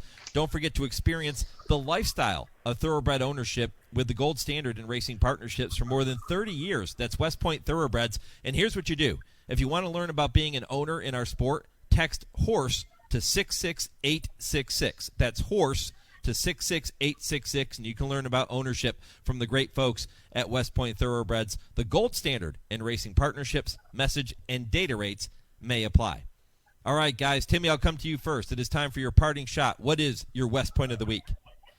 Well, I just wanted to take a tip of the hat to trainer Rick Schatzberg, who's retiring after 35 years in New York. He's been a guy that has been one of the really good guys in racing. And he's had some horses from the past that had done really well. Maria's Mom was a 2-year-old champion, a firm success. But the thing that Rick does that people some might not even realize is how much work he does for the thoroughbred retirement and aftercare. And he's definitely going to be missed. And if I can mention one other thing, just a shout out to the passing of Jack Will, a longtime turf writer and publicist. Did a lot of work on the Breeders' Cup Notes team over the years. Got to know him a little bit. A fun guy. Gone at the age of 78. Yep. Amen. Dale? I've got two also. I was going to mention Jack, too. Jack Will's my wintertime lunch partner. We lunch together almost every day at the upper deck outside of Gulfstream. He'll be greatly missed in racing and at the upper deck. A great racing fan. But my other point is yesterday was at the Darley Award ceremony that recognizes backside employees that have done great things through the years, the unsung heroes of the game. It's a great program, so I want to take a second to recognize Darley for what they do for horse racing, between the Blind Start program, which is basically a college of education for people in the industry, to programs like recognizing the backside workers. Thank you, Darley, for everything you do. Yeah, it's a fantastic program, and I'll echo the sentiments on Jack Will. He was always very kind to me. From the moment I started the Horse Racing Radio Network and started traveling to Florida, we remembered him in the second hour of today's show as our unsung hero. You can go back and listen to that on podcast too. Wonderful stuff and a wonderful man. He will certainly be missed. All right, guys, I appreciate it. We'll do it all over again next week. Sounds good. All right. If you have a topic you want to hear Dale and Tim debate, simply email it to me, Mike@horseracingradio.net, and I will do my best to work in those topics for you in the weeks ahead. I Ask, They Answer is presented by the University of Louisville Equine Industry Program and the College of Business. I'm back with more. This is the Equine Forum on the Horse Racing Radio Network. After the Breeders' Cup races on Friday, November 4th, don't miss Thoroughbred Charities of America's Bash at the Breeders' Cup at Grand Reserve in Lexington. This event will feature signature cocktails, Southern cuisine, live music, and a live auction of racing experiences and memorabilia, all for a good cause. For tickets and more information, please visit tca.org. That's tca.org. World-class racing is back at Santa Anita. On Saturday, California-bred fillies and mares will go 6.5 furlongs down the Hillside Turf Course in the $100,000 California Distaff Handicap, and on Sunday, Colts and Geldings come down the hill in the $100,000 California Flag. Also on Sunday, 2-year-old fillies will go 6 furlongs on the main track in the $85,000 Anokia Stakes. Attention handicappers, there will be a mandatory payout in Saturday's 20-cent Rainbow Pick 6 jackpot, so make plans to join us. Track officials expect the total Rainbow 6 pool on Saturday will exceed $2 million. Bring the family. Our infield family fun zone is back with pony rides, inflatable jumpers, face painting, and more. And fans, don't forget, we have free general admission and parking, as well as $3 beers and $5 margaritas on all Fridays throughout the meet. First post time on Saturday and Sunday is at 1 o'clock. When it's time to paint the fences and barns, think Farm Paint. At Farm Paint, you get the industry's best coatings and paints factory direct at low, low prices. Farm Paint is your source for quality paints, roof coatings, dustless arena footings, and more. You can purchase online or drop into a Farm Paint store near you with locations in Heart of Bluegrass Country at 700 Phillips Lane in Lexington, Kentucky, Columbus, Ohio, and Sandusky, Ohio. Buy factory direct and save at farmpaint.com. That's farmpaint.com.